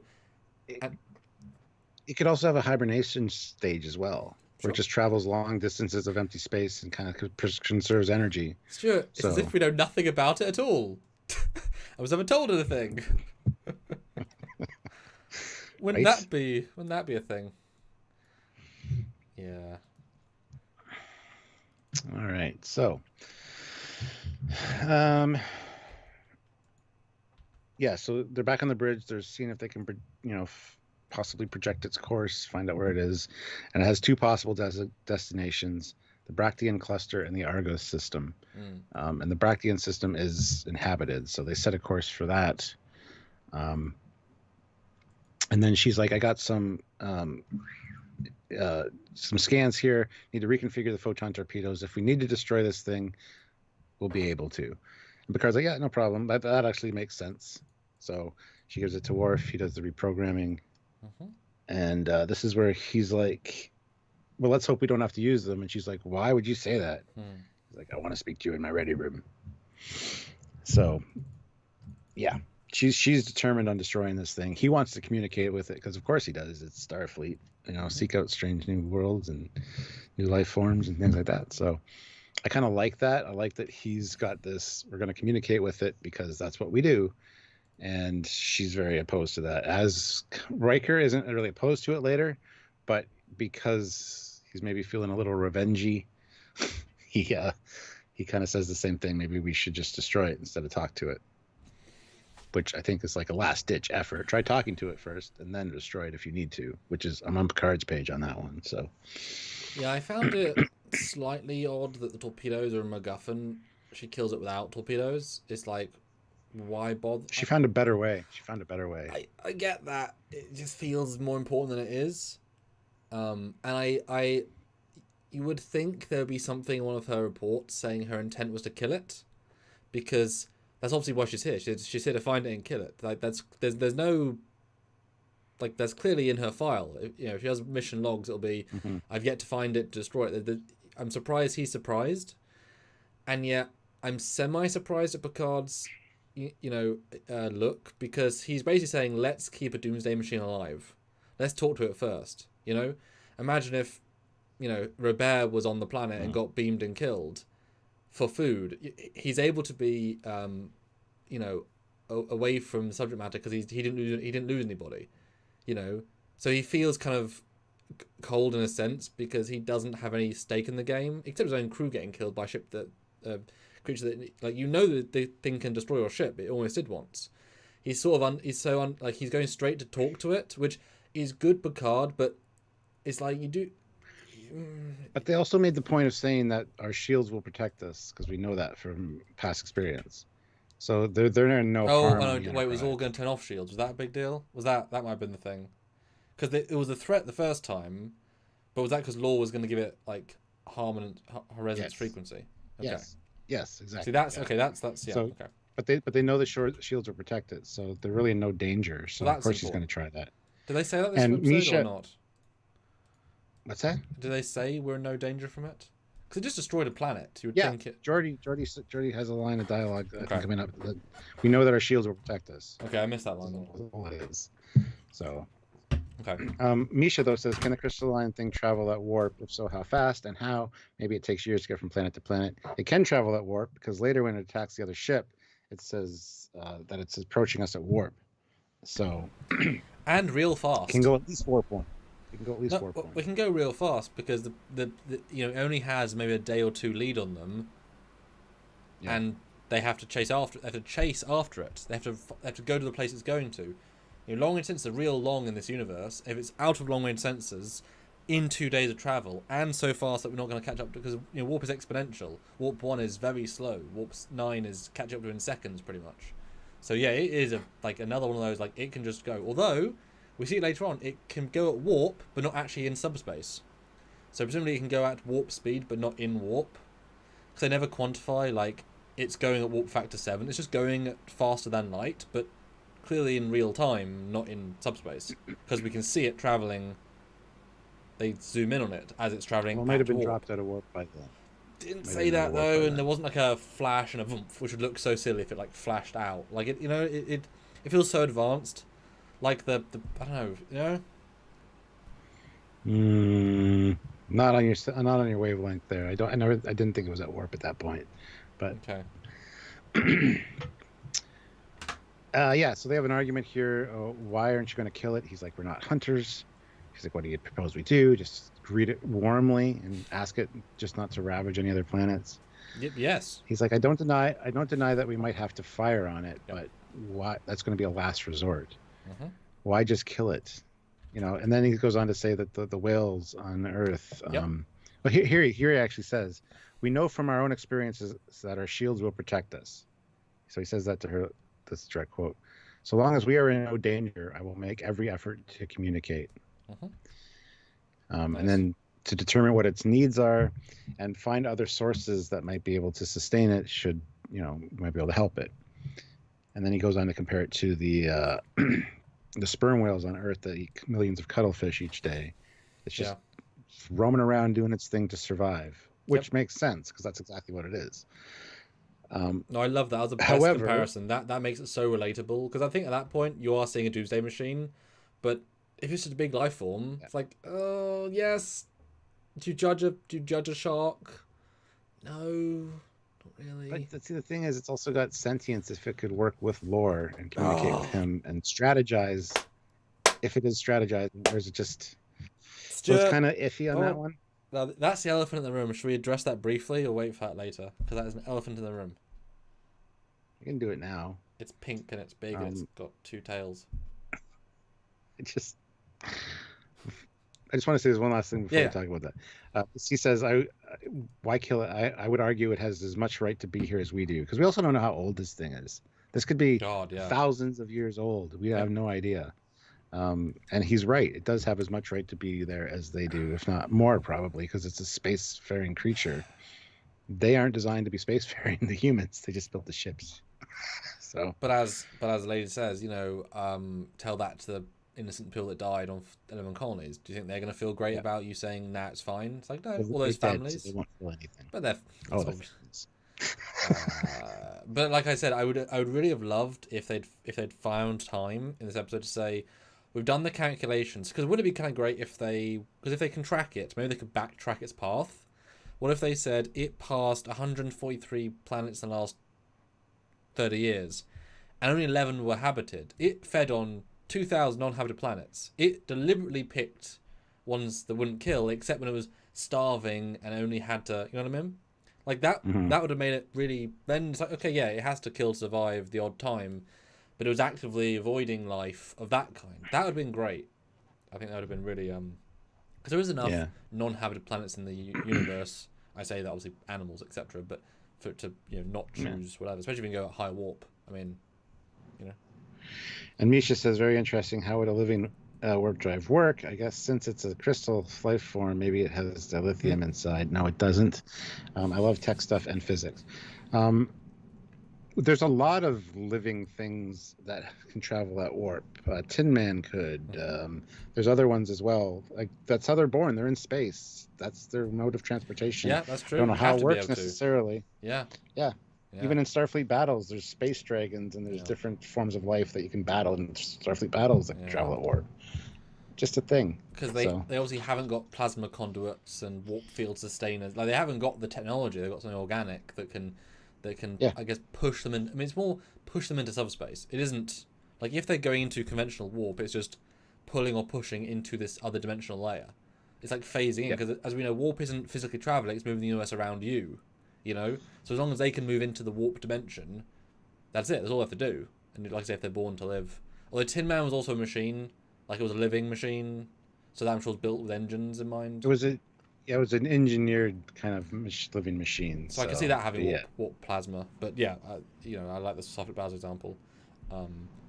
Yeah, and then clearly this is something super advanced. And why couldn't it resonate at the frequency of warp?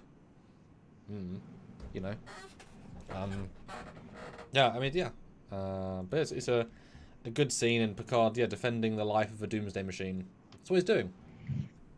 That's what he's doing. But it wasn't created for that purpose. That's why it's not a doomsday machine. It wasn't created to go out and destroy its enemy, and then, because that's the thing, the doomsday machine was destroyed or designed to end a war, to destroy the enemy, but it just killed everybody and kept going.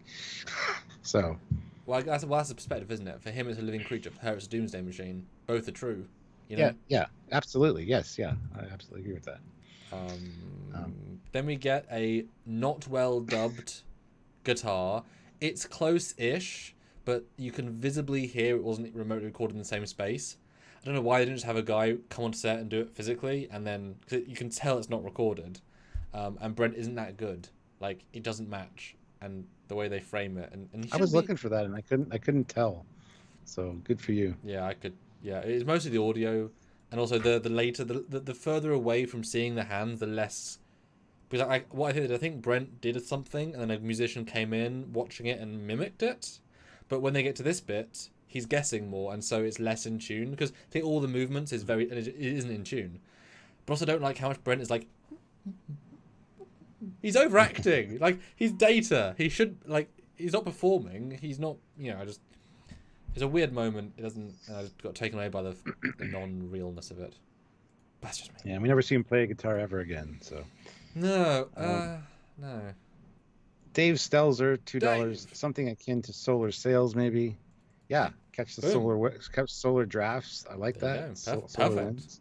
Boom, mic drop. Ka-ching. So I was going to say the Soliton wave, but that is subspace. It is still warp, Yeah. That is closer. But she comes and basically apologizes. She says you've been nothing but helpful and kind to me, and I repaid you with accusations, and I might have been wrong. But I think this is just her. She's not genuine with her apology. This comes across as very disingenuous. It's just a way to get into the. Hey, so now that I know about my son's memories and stuff in there, she's playing that angle. She's being very selfish, but yeah. Yeah, it's definitely, you're a machine. He's looking for responses. Is she being kind or not kind? Yes, no, yes. He's not looking for motive. He's just looking for action. So she's saying all the right things and then shifts into it. Although I think you can tell by the end of the scene, it becomes kind of an addiction. As soon as she realizes this door's open, she's not going to let that go. And you can see that break point, I think, for her. Although they really should have mentioned like 26 years ago, because it feels like 5 or 6. It doesn't feel like I've lived out, or my husband went insane. There's no, it doesn't get any deeper except the woman's actual emotion. Like I said at the start, it's the same sort of scene, the same sort of acting the entire time. It's not deep so much as well acted, but without that depth, it's like Sisko's dad, right? Great actor, and they give depth to it in every scene. So it builds upon itself. Here is a very surface level, great performance, but it's very surface level. Where's the context? Where's the father? Where's, blah, blah, blah, Yeah, another thing that we learn here too is he's been using graviton waves to try to communicate, or think that he can communicate with it that way, is by causing in resonance, like vibration within it, because it's crystal. So that's worth pointing out for later. Now that I thought that was well thrown in. That was because he does it in projects. He's always doing things. So natural. So natural. Misha, $5. Of course, you're right about other life forms going to warp. Just an interesting thought experiment and fun. Absolutely. And Devo77X. Devo77X says getting to warp is easy. That's the easy part. Getting to high warp is the trick, and that's where the dilithium comes in and refinements. Yeah. So. Yeah, I mean, but again, if you're born in as a space creature, you're going to have that ability. If you need to get between system to system, it's just going to be part of what you are, right? So. But you don't need to go warp 9.975, do you? No. It's just, and I wouldn't even think warp factors are a concept. Like, just It's like cheetahs can run 60 miles an hour Yeah. for short bursts. Boom. Most no other animals really can, and yeah, we can drive a lot faster than that with a car for a lot longer. Or a plane. It's the same kind of analogy. Yeah. Yeah. No, absolutely. Yeah. Because as long as you have a level of warp, if you've been born in space and assume you're older than a human, the distance and time factor feels less impressive. Oh, it took me 9 years to go between. If you live for thousands of years, yeah. If you live for thousands of years, who cares how long it takes you to get to the next star system at warp 1? Because it's just a regular life cycle. Yeah. Which is great. Almost worth a live by itself. I mean, you think we just have the discussion, but it's a great concept. Like, you could always do an entire fan from just on a living warp-based life form. Would be kind of cool. Yeah. This is where she asks him to mimic her son's voice, and I think that's later. Like, what would you? I think that's later. Is it? Hold on. There's a few scenes with this. That's after. Oh, is it? Okay. Yeah. Next is. Oh, the next is the alien freighter. Oh yes. Which is well acted on everyone. I think you get a real sense of harshness here. It's not fun. And good segue, because we hear the man over the communication system. We are being chased by an unidentified entity traveling at warp speed. So there you go. So this is a distress call from a ship called the Callisto, and it's just a freighter with minimal shielding, no weapons, and the shields aren't going to be strong enough for this transport ship. So basically, Picard's like, do what you can, and then they get destroyed, or they die. Which interests me how it destroys all life on the ship, doesn't damage the ship. Because later we see the ship in just a second. It's perfectly fine. Yeah, I thought that was a fun reveal of just like, oh, no one died. Maybe it has like natural transporters. It just transports all the living material into space and devours it. I don't know. Although I found it a little bit sad for this, and they all say it's an unknown alien race. Like, they have no knowledge about the ship. It's just some people. I don't know, some people in the area.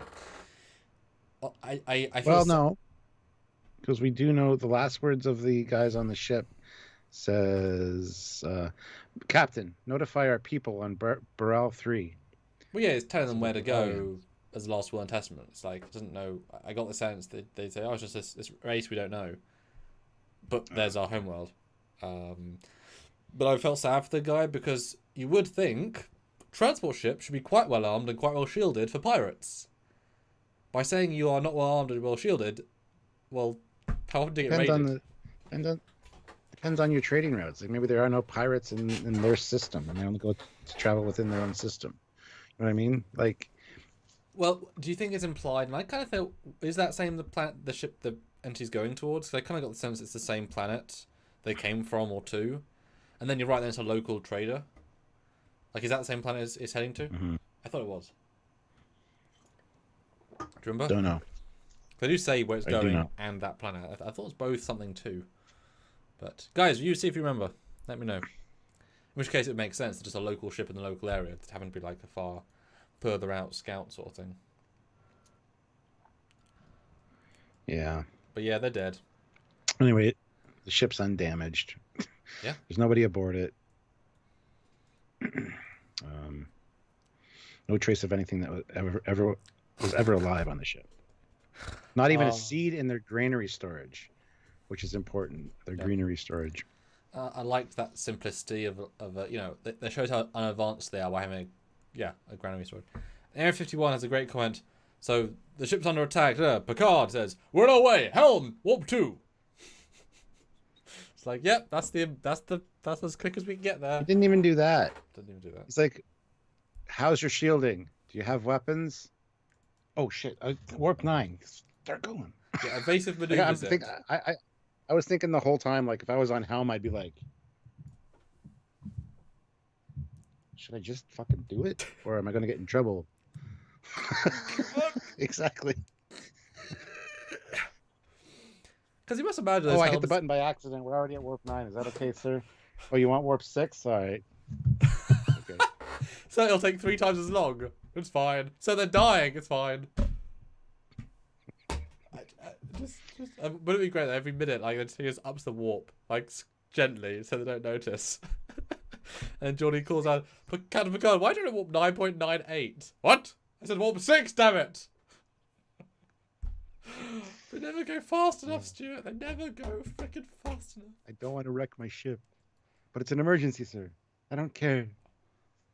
It's like running your engine too long, too hard, too hot. No oil. Well, yeah. Anyway, so they're like, we could leave a skeleton crew on this ship and get it to the nearest starbase. No time for that. Contact the nearest starbase to have them come pick this shit up. We got shit to do. Yeah. Kind of like that. But, yeah, it's an unnecessary line, but adds a little bit of extra depth. Also shows he just doesn't care. He doesn't know this race. He's not invested. This is like, these are small fries that we couldn't do anything for.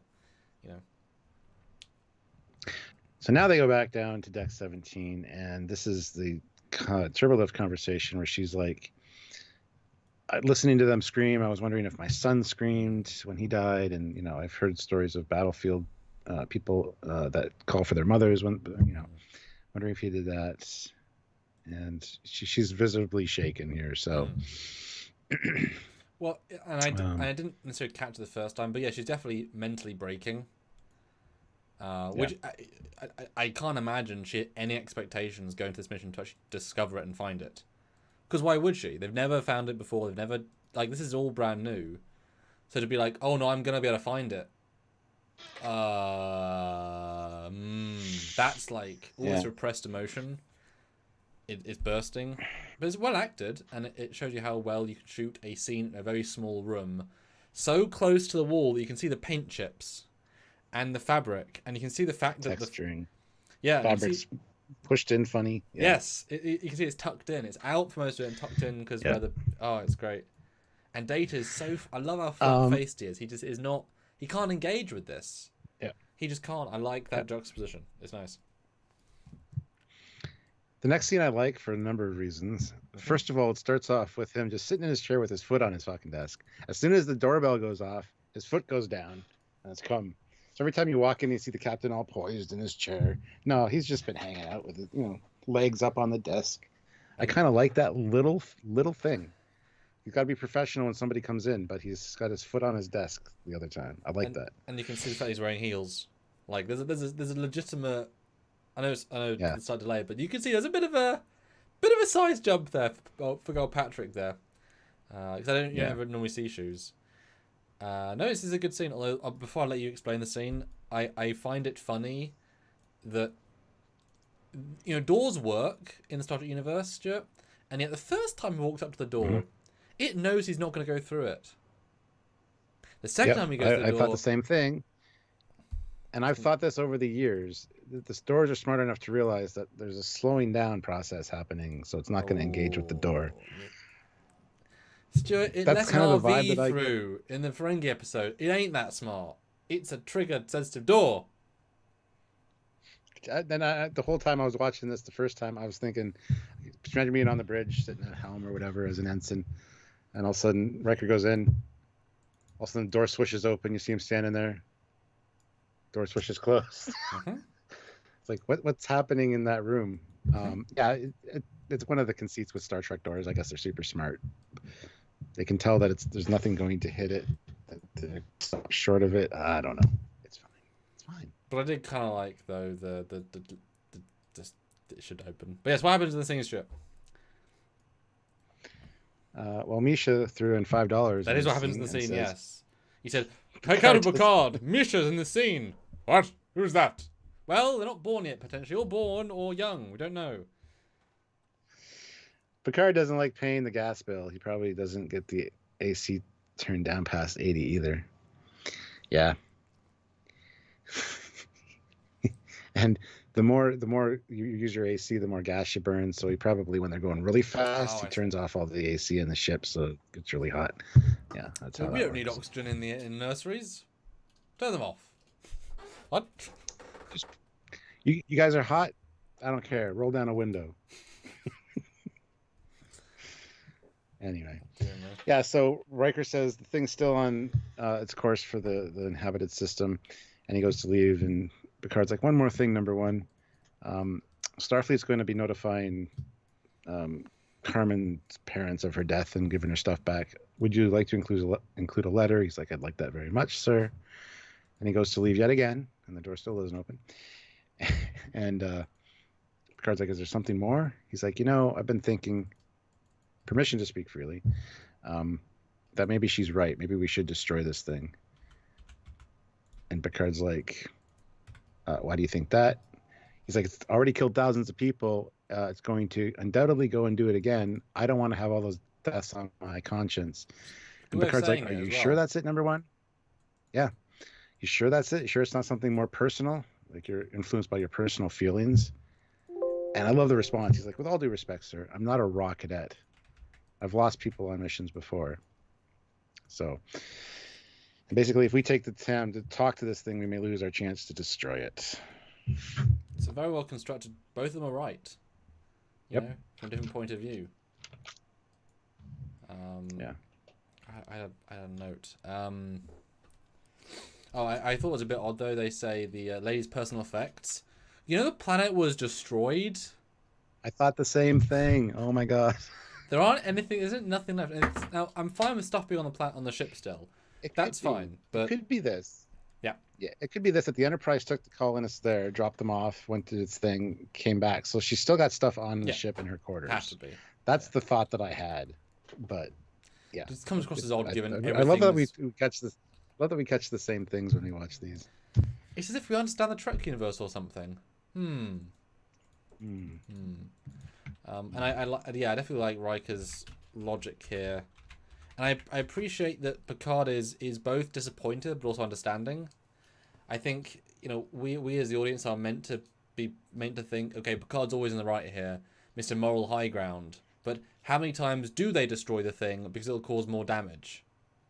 Like that does happen. There is a greater good argument. There is a saving lives argument, you know, and the simple fact, you know, kind of like with Insurrection. I won't get into Insurrection again, but, you know, wrong decision in Insurrection. If this kills another 10,000 life forms, that's their fault. Sorry.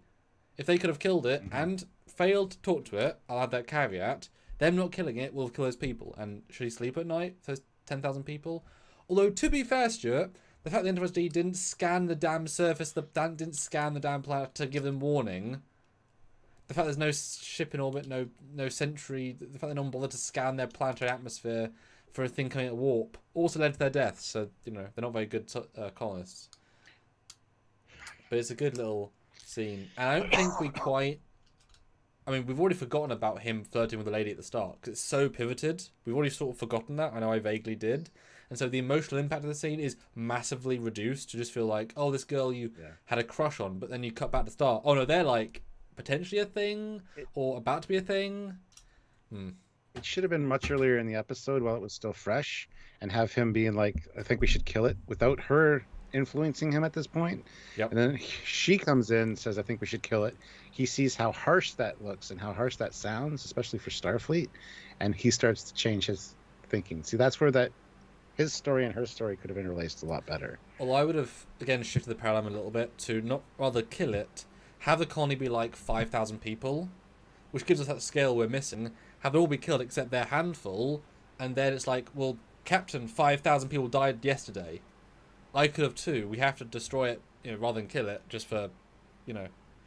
But I mean, these are easy improvements, but, you know, a lot of writing, you know, a lot of expositional writing. And Feed Me Seymour says, if you can go faster, then why use lower warps? My car can go 200 miles an hour. Why would I go 50? Oh, because that's on the way there. There's no sense going at hot top speed all the time. That's why. Well, I mean, yes. Plus, they've done it before where they have to run from like a sun exploding, a supernova. And they go just above warp 1 so they can still study this as it happens because they're right in front of it. You don't have to like get the hell out of Dodge right away. So I mean, the only difference though is that you driving 200 miles an hour, there's roads, cars on the roads, and things you might bump into. If you had an airfield that was 500 miles long and wide, I don't think you'd mind going 200 miles an hour because there's very little risk and no friction if the car could fly along the ground. So all it takes is one bump in the road though at that speed, and you're like rolled. But not for a starship. So I would prefer them to. I disagree. Quantum filament. Hit a quantum filament in warp 9, see what happens. But warp 3 might be the next episode. They weren't even on warp when they hit that thing. But I like the idea that it's the long-term strategy. If you go at warp 9, it causes stress on everything you're doing, and that means if you need that warp 9 again anytime soon, the stress it's causing is already there. So even by just going warp 6, the stress isn't there. You can go as long as you want at warp 6. It's cruising, that's the point. But yeah, they were so close to everything that jump is so small, and because the exponential speed increase, if you're a bit too far at warp 6, warp 9 you're there in minutes. Not minutes, but in warp 9.6, minutes and minutes. So why is using 25 minutes of warp 9.6 going to cause that much damage? It's a daft thing, and I wish they gave more rationale in the show for why they can't. Maybe there's, I know in Voyager there's intergalactic damage law, they're causing damage to subspace, or they could say it's exponential fuel usage, we've only got so much deuterium. It'd be nice if there was something, but then it would limit other stories where you want to go fast, etc. Although you can imagine maybe Picard's so trained as Starfleet to obey like the space lane laws. Because why go as fast as you can go? It causes stress on the ship, and we know buffer times are a thing. So maybe you don't want to do assignments too quickly. So there is maybe some logic for going just fast enough, but then emergencies obviously throw that out of the water. Is it fuel depletion thing on not dilithium? Dilithium is fine.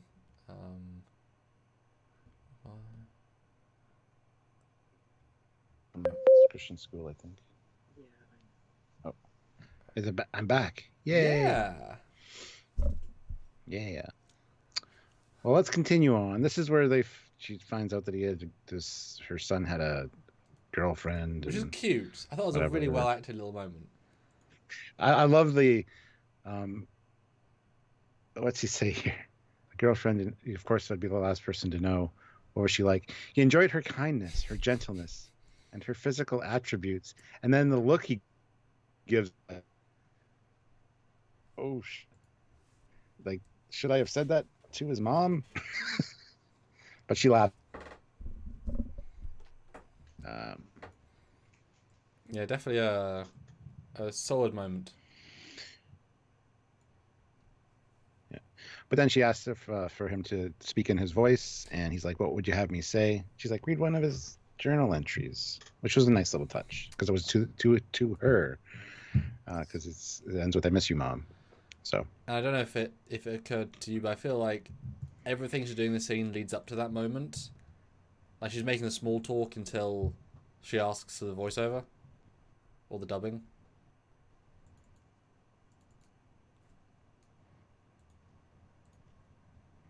Say that again.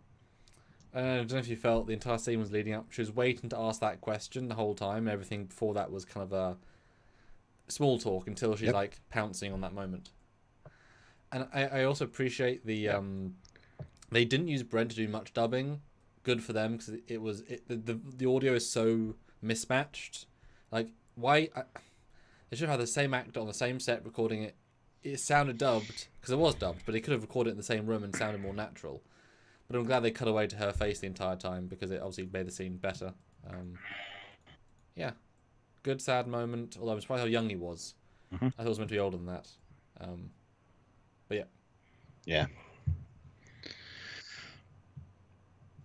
But then they are about to intercept this. Well, they're getting to the system anyway. They're 5 light years away from the system, and then she's like, maybe I can use the resonance thing to like act as a lure to bring it here. So they stop warp, and they start with the resonance, and it finally starts heading towards them.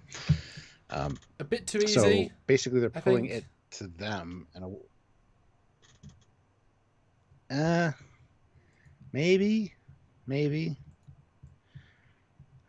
I don't know. I think it was fine. But again, it's coming near the end of the episode. It's a quick wrap-up episode. Yeah. It really is.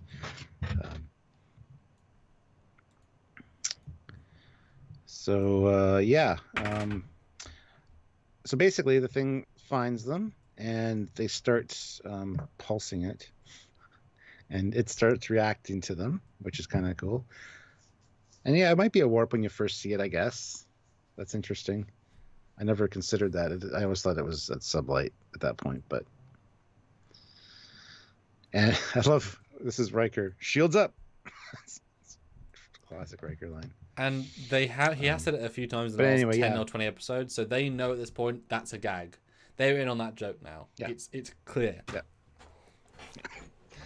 But what surprised me, and I forgot this happened, she's like, it's so beautiful.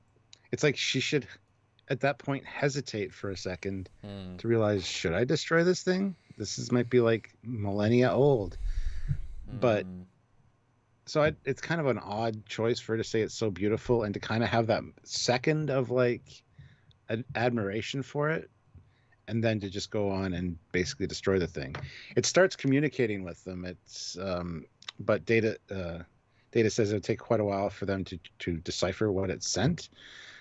So they don't know what it said.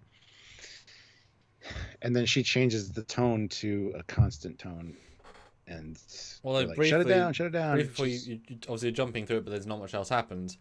I almost, though, because of the last two scenes with her, I kind of get the sense that she is Angel of Deathing this. You're saying this monster is so beautiful, and it's what I'm doing is even more beautiful. I really think that right from before the scene, she knows she's going to kill it. Like, so she's acting everyone else extra positive, extra like, oh yes, communication, tones, yes, to then everyone in a false sense of security, because their guards are up slightly, she's going to do something. So I think she's throwing everything she can to lure people in and then point blank kill it without laying much away. I think it's all a ploy. Absolutely all a ploy. She's committed.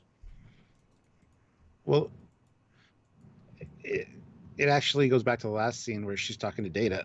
She's like, I'll set up the whatever, the program for the bridge terminal. That does link. So she's already put that in. She's already put that in.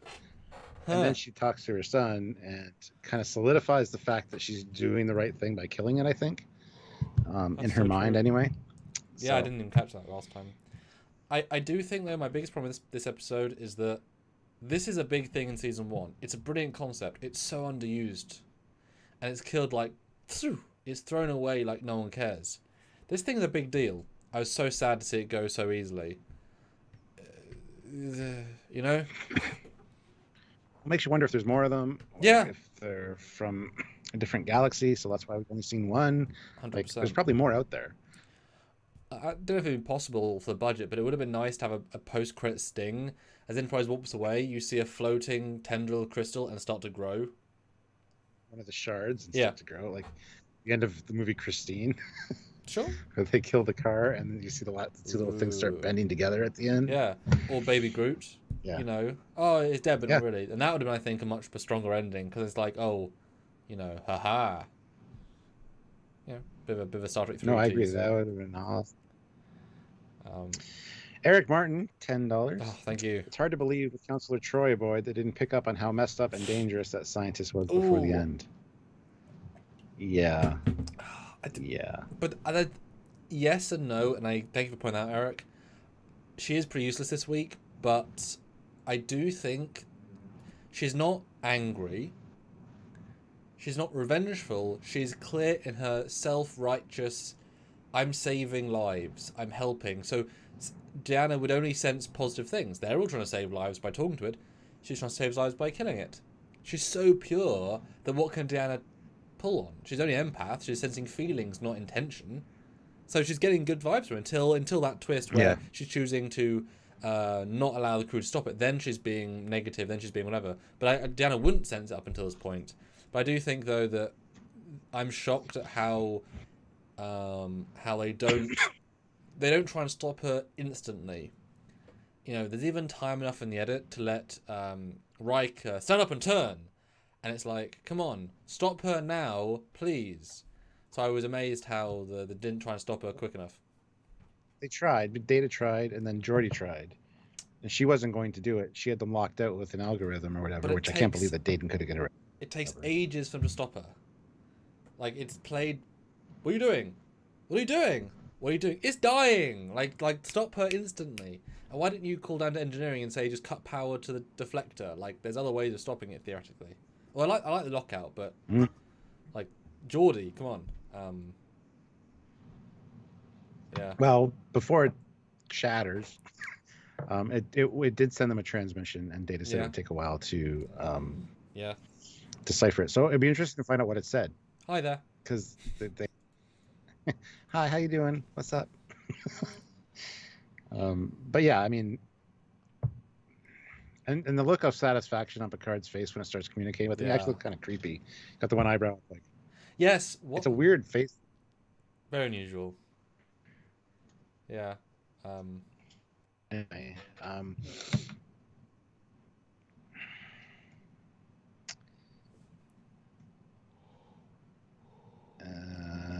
yeah, so that's it. It shatters and. Well, hold on. You missed the. Get her off my bridge. You missed the line here though, where she says to Data, "I'm doing it for you" before it shatters, which is a beautifully delivered line. Oh, I'm doing it for you, Renee. Very heartfelt. Remy. Sorry. And Picard's the shattering's a bit shit. It's so it's such a poor shattering. It's a blowing up, whatever. But Picard is so. I love his passive. He's barely holding the anger down. I think the acting here is phenomenal, and her acting is so pure. It's like, I saved like millions of lives, bitch. Like everyone is so convinced, and Data is just doing his assignment here of taking it down. But I love the purity of everyone's performances here. You know, yeah. Good performances. Resentment in his eyes.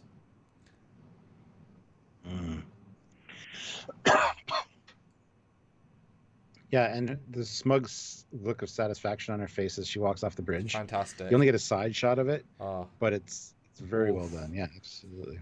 Yeah, and they go to the crew quarters, where Data is you would think he'd be more negative towards her, having just killed an entity that, like, he does like life. He's so he has no emotional motivation. You know, like when you see him try and kill Fajo, that's in his personality, right? It's pushing it, but it's in his personality. He doesn't even register this. This is the life form that killed everyone whose memories. You would think the memories in his brain might spark something about they all died. Everyone in my brain died from this thing. He doesn't. That was a big disconnect. Like, I like the lines at the end, but he's too removed from it. When he isn't removed from it, this is literally the thing that kills entire people. You know? That's interesting. Yeah. Never really considered that. But yeah, I just love the way he is to her. Like, she asked him first, how long will you live? He's got till Nemesis, he says. And then she's like, okay, good. He'll live for a while. Till Nemesis. Wait, what? Did I get that wrong? Did I read it? Oh, I read the subtitles wrong. Oh. Anyway, no predetermined limit placed on my existence. Only about 5 years, though. And then she's like, well, you...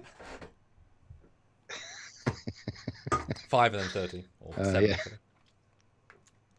But she's like, tell me like you did before, that you understand, Renee. Yes, that you understand?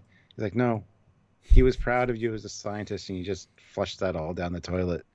So I think your son would be very sad right now. And he pauses. He thinks. He correlates the data. Yes, very sad. Yes. I believe your son would be very sad. You know that knife? Yeah. You know that knife he stabs in her heart? He twists. And he keeps twisting. And he just like you know, twists all the way around. It's a corkscrew, you know, twist it. He's good at that. Remember the when we had a girlfriend and they break up and he's like, oh, I'll just delete the subroutines. Bye. Like, that's the last thing he says to her. I'll just delete the appropriate subroutines. Can't you? Get the hell out of my quarters. Yeah. Yeah, it's and then I mean, it's a very powerful. Mic drop from Data. Yeah, it's a very powerful emotive end, but it ends too soon. It isn't as satisfying as they think it is. It's that one moment away from satisfying. You know? It needs one more beat. Something. I don't know what. One more something. You know? Don't know what, but something. What do you think? I do agree that seeing one of the shards of the crystal do something at the end would be fantastic. But do you feel satisfied by the end? As a final kind of. I guess more. Yes, but I know what you're saying. I guess more on a scale of 1 to 10 though, because I think you're satisfied some. But what do you think on a 1 to 10 scale? I felt like it could have used a little bit more. Yes. but I am satisfied with the way that her character kind of got stabbed in the heart, because I don't like through the whole thing, honestly. Oh yeah. So kind of works for me. So yeah, you're not meant to like her, clearly. well, yeah. Guys, we're at 92 likes. Oh, Stuart. We just finished discussing it. We're just going to do our final. We're going to do our final scores and reactions. 92 likes. We need 8 more likes to get to 100. Honestly, another 50 or 60 bucks in super chats would be great. Yes. So we're going to give our scores, and then you guys can do the same. If you super chat your score, I'll read that out. And any other scores you just want to put in the regular chat, Sam will read out once we're done. But because I am less important. It's scoring time. No, you're not. You're more important. Oh. You can read the super chats today if you want. I don't know. I like how you read them. But I do want to briefly mention the elephant in the room I talked about earlier that I kind of saved onto. Because the whole episode relies on this premise of we need to talk to this crystal entity, right? Which is a fine premise. They do offhand mention Lord did it, but they sort of ignore the fact they play it off several times as if we can talk to it. If it's possible, knowing full well is 100% possible, with a full language, with Lord being able to re-establish communication over years, to re-communicate what it could do. Like, it's so communicatable, it's easy. I know, like, for smart Lore, but is it though? Or is it just an animal? Is it just an animal working on instinct? Like, Lore used something to attract it there as a lure. He didn't necessarily communicate with it in an intelligent, sentient way. It's like training a dog. Here's some meat, follow me. You know, something like that. Kind of instinctual. But I don't know. I do agree, but I don't think that's how it's presented the first time round, which is the only other time we have. He sends messages, several messages to it. And yes, they are like, well, don't come now, wait for my signal, which you're right, could just be instinctual. But certainly, if you can, even in instinct, you can instinctively tell a dog, don't bite me. There are ways of those sorts of things. So I think just they sort of skip the part where it was like, honestly, it's like Lal in Picard. They skip over his actual daughter because their daughter's more important. They skip over we've done it easily before for can we do it now? The answer is yes, obviously. I don't even know why they couldn't go through the sensor records and work out what Law did. They have that. It was in their ship did it. Yeah. Their ship scanned it and talked to it from long range 4 years ago from Data's console. Very good point. And Law is not as smart as Data. He's not the science guy. He's sort of corrupted by emotions or his own thing. Like, he's not the smart one. So it's a slight disconnect there. It doesn't break it by any means, but I wish they just mentioned we know it's possible. We have just something else there. But I'm going to find my score sheet as you give your final review, so I just want to bring that briefly up before we jumped off. All right. Yeah, I kind of like the Riker moments that I completely forgot about in this. Even the maybe we should kill it speech was really good. Other than that, I mean, I think the character had a goal in mind, and she was never once genuine with her apologies or her niceness to Data. It was more of a, you're now a tool that I can use to get some satisfaction. That sounds really dirty, but I didn't mean it like that. For some closure with my son. I've got to be nice to you and whatever. So there's quite a bit going on with her character, I guess, but overall it's just kind of a blah episode. And like you said, there's some real plot holes with the crystalline entity communication thing. I like that because it was from their ship that last time. Yeah, I wish we would learn more about the crystalline entity too, but overall not a bad episode.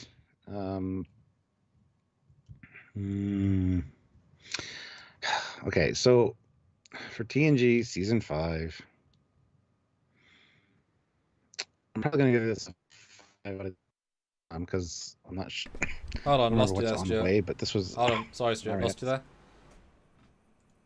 Sorry. Oh, what did you say? Sorry. A 5 out of 10 for season 5 of TNG. Just kind of a middle of the road episode. With some problems with it. So.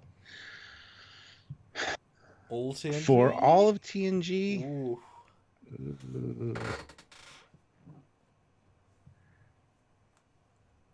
I'll put a 4 out of 10, I think. Maybe a 4.5. 4.5 out of 10. 4.5 out of 10. Okay, and I know it's cheating slightly, but I want to give a brief bit of context.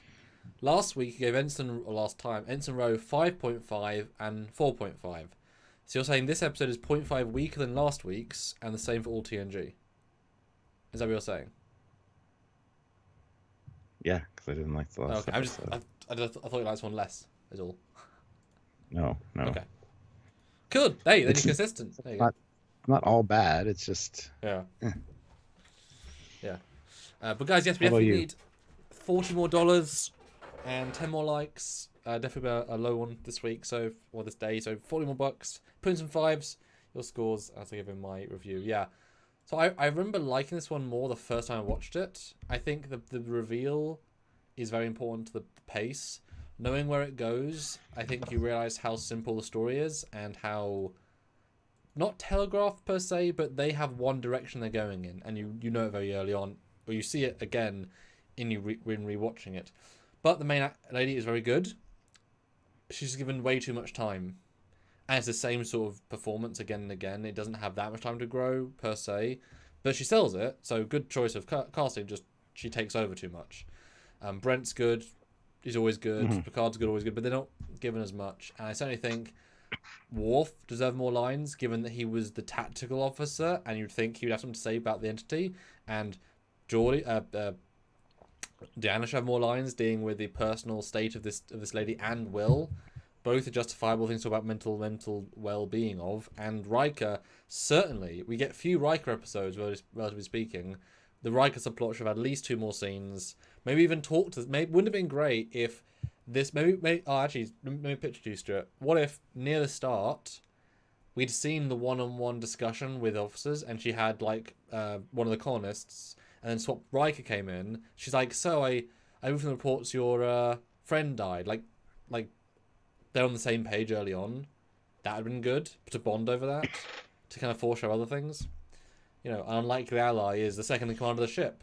What if he even says, Mr. Worf, arm the phone torpedoes. What are you doing, number 1? Look, we've got to be ready. You know,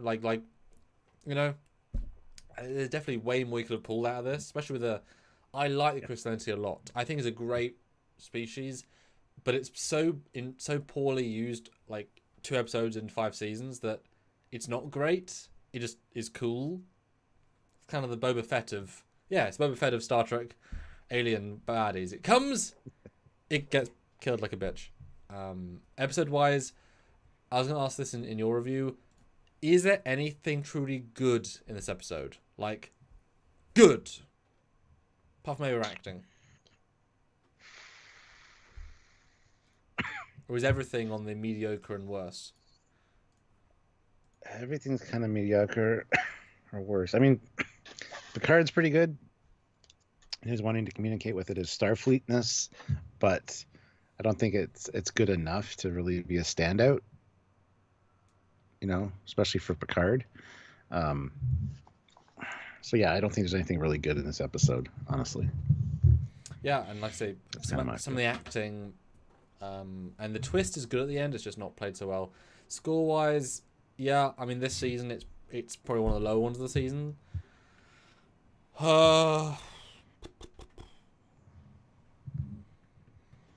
But I liked it more the first watch. What do I go by my feelings on? You know, because it's meant to be watched once, the first time. Every time others up to you, but it should be the best on the first watch. You know, that's hard. I guess I'll just say average. I was gonna say 4, honestly, for each because it lets down itself. I'll say 5, just average throughout the board. I think it's the safest way of doing it. I don't often give 5s across the board.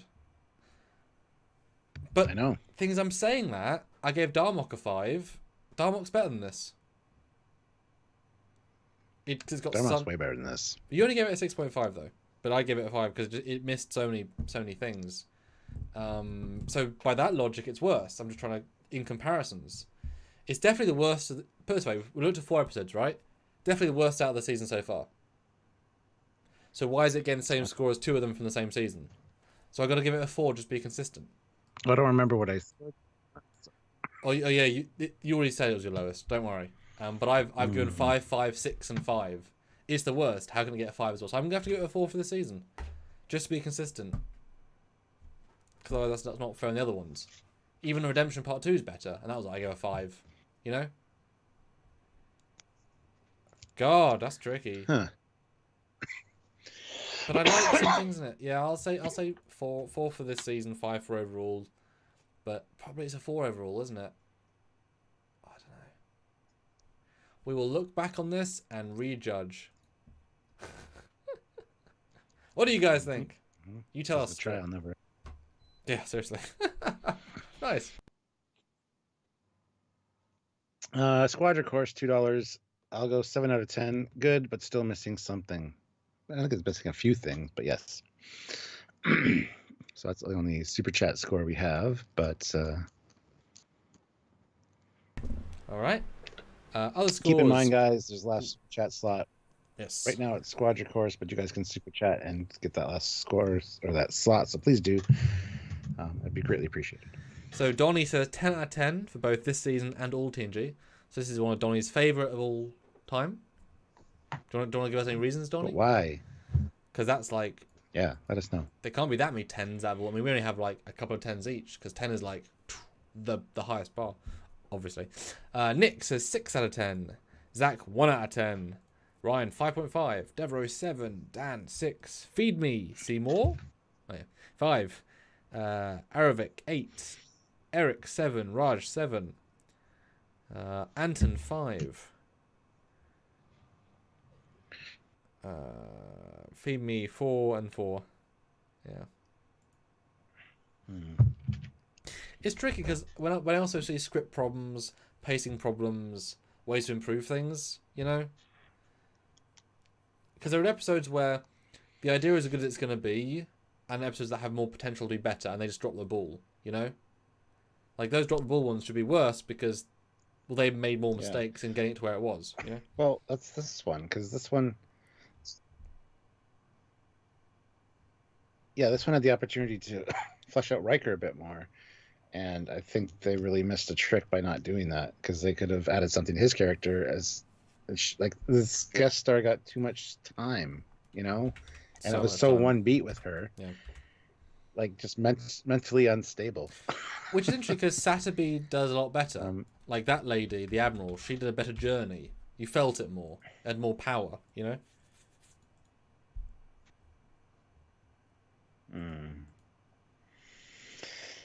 Sergeant Montgomery, $5, 6 out of 10. Yeah.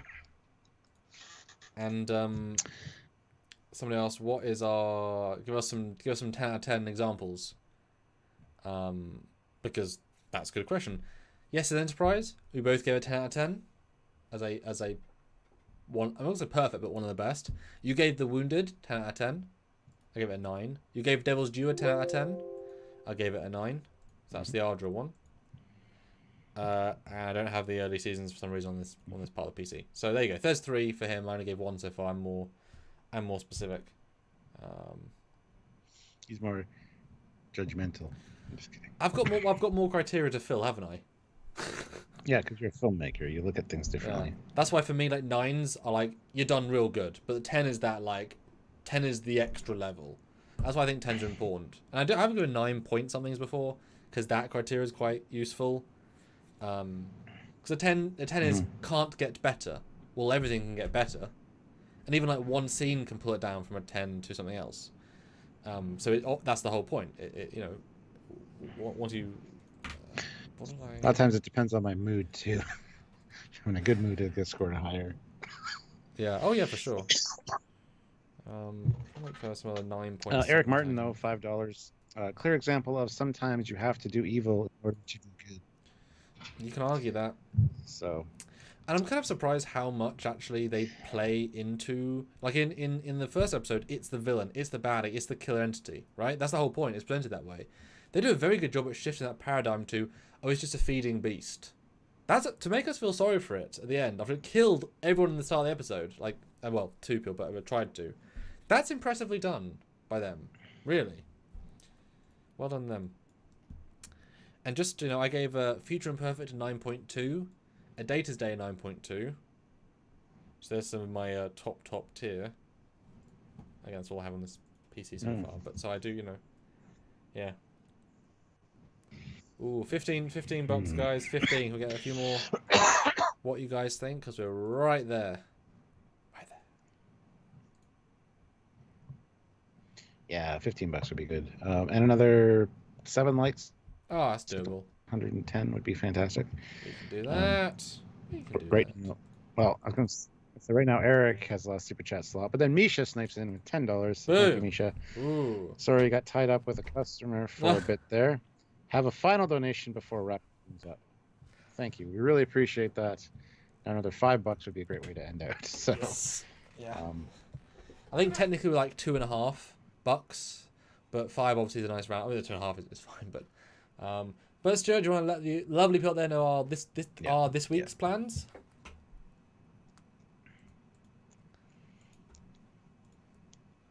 If he can have internet enough to. I'm sorry, guys. We're trying.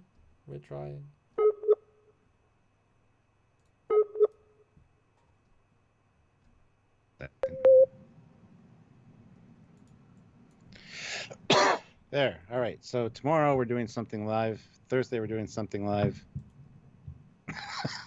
I might do lives at night as well. I did a live last night just because, and it was quite fun. So I might do more of those. But yeah, I think Thursday we're doing another episode review. Tomorrow I'm not sure what we're doing yet. Maybe doing a top 10. We'll see. Yeah.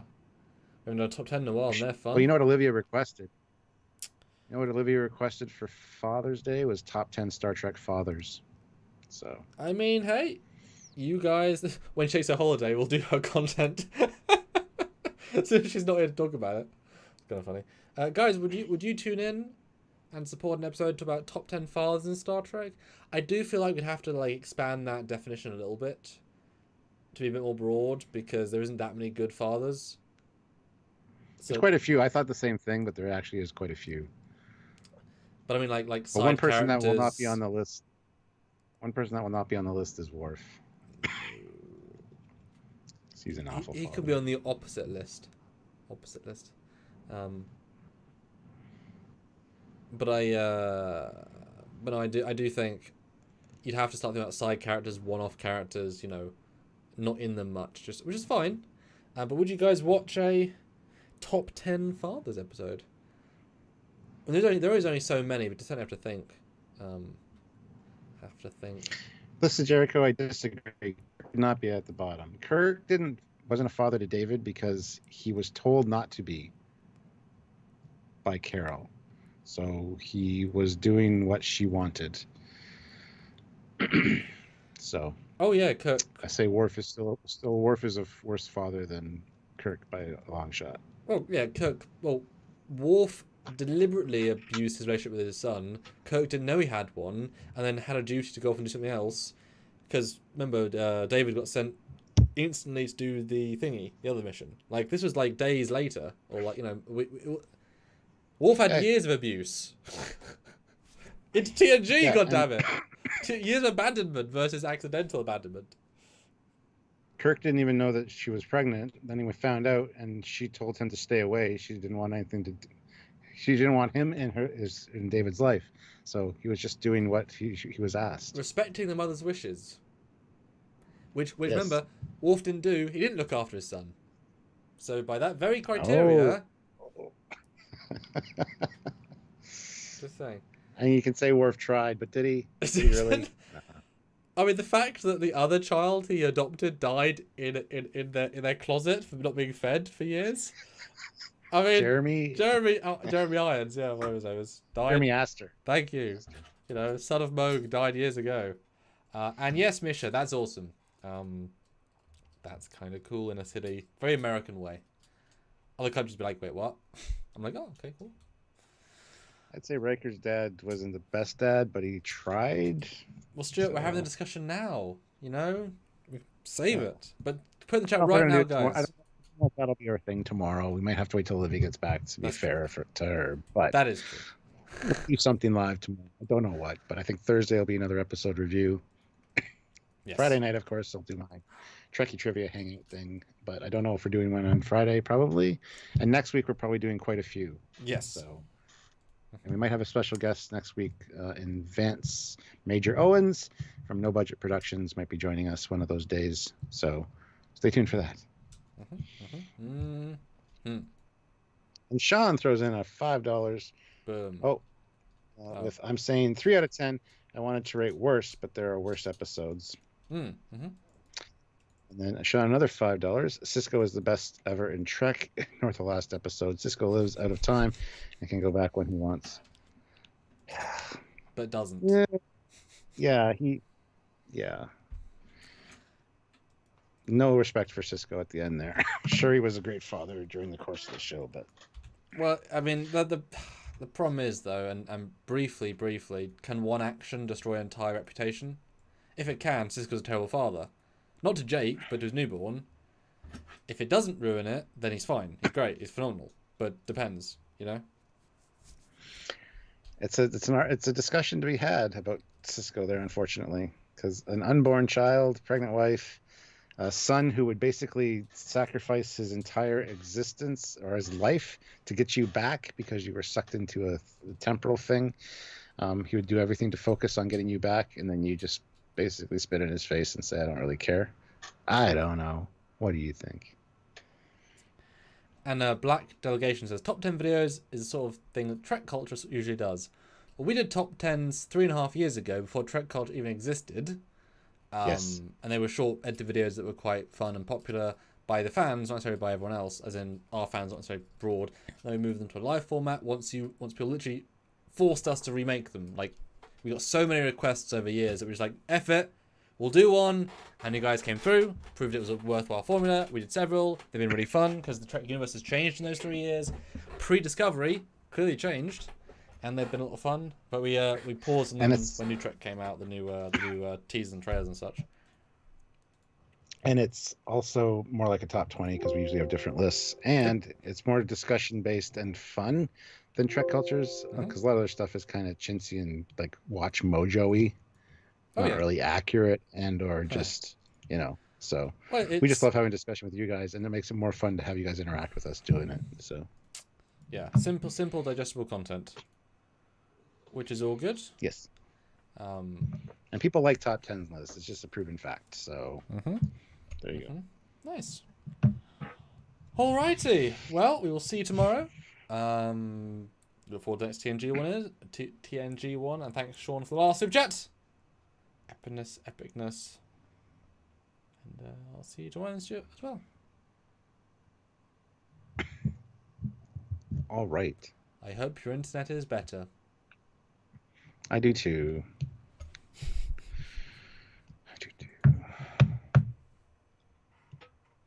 Bye, guys. That being said, I think we're getting fiber in the neighborhood soon. So. Ooh, then you'll be in 8K, will you?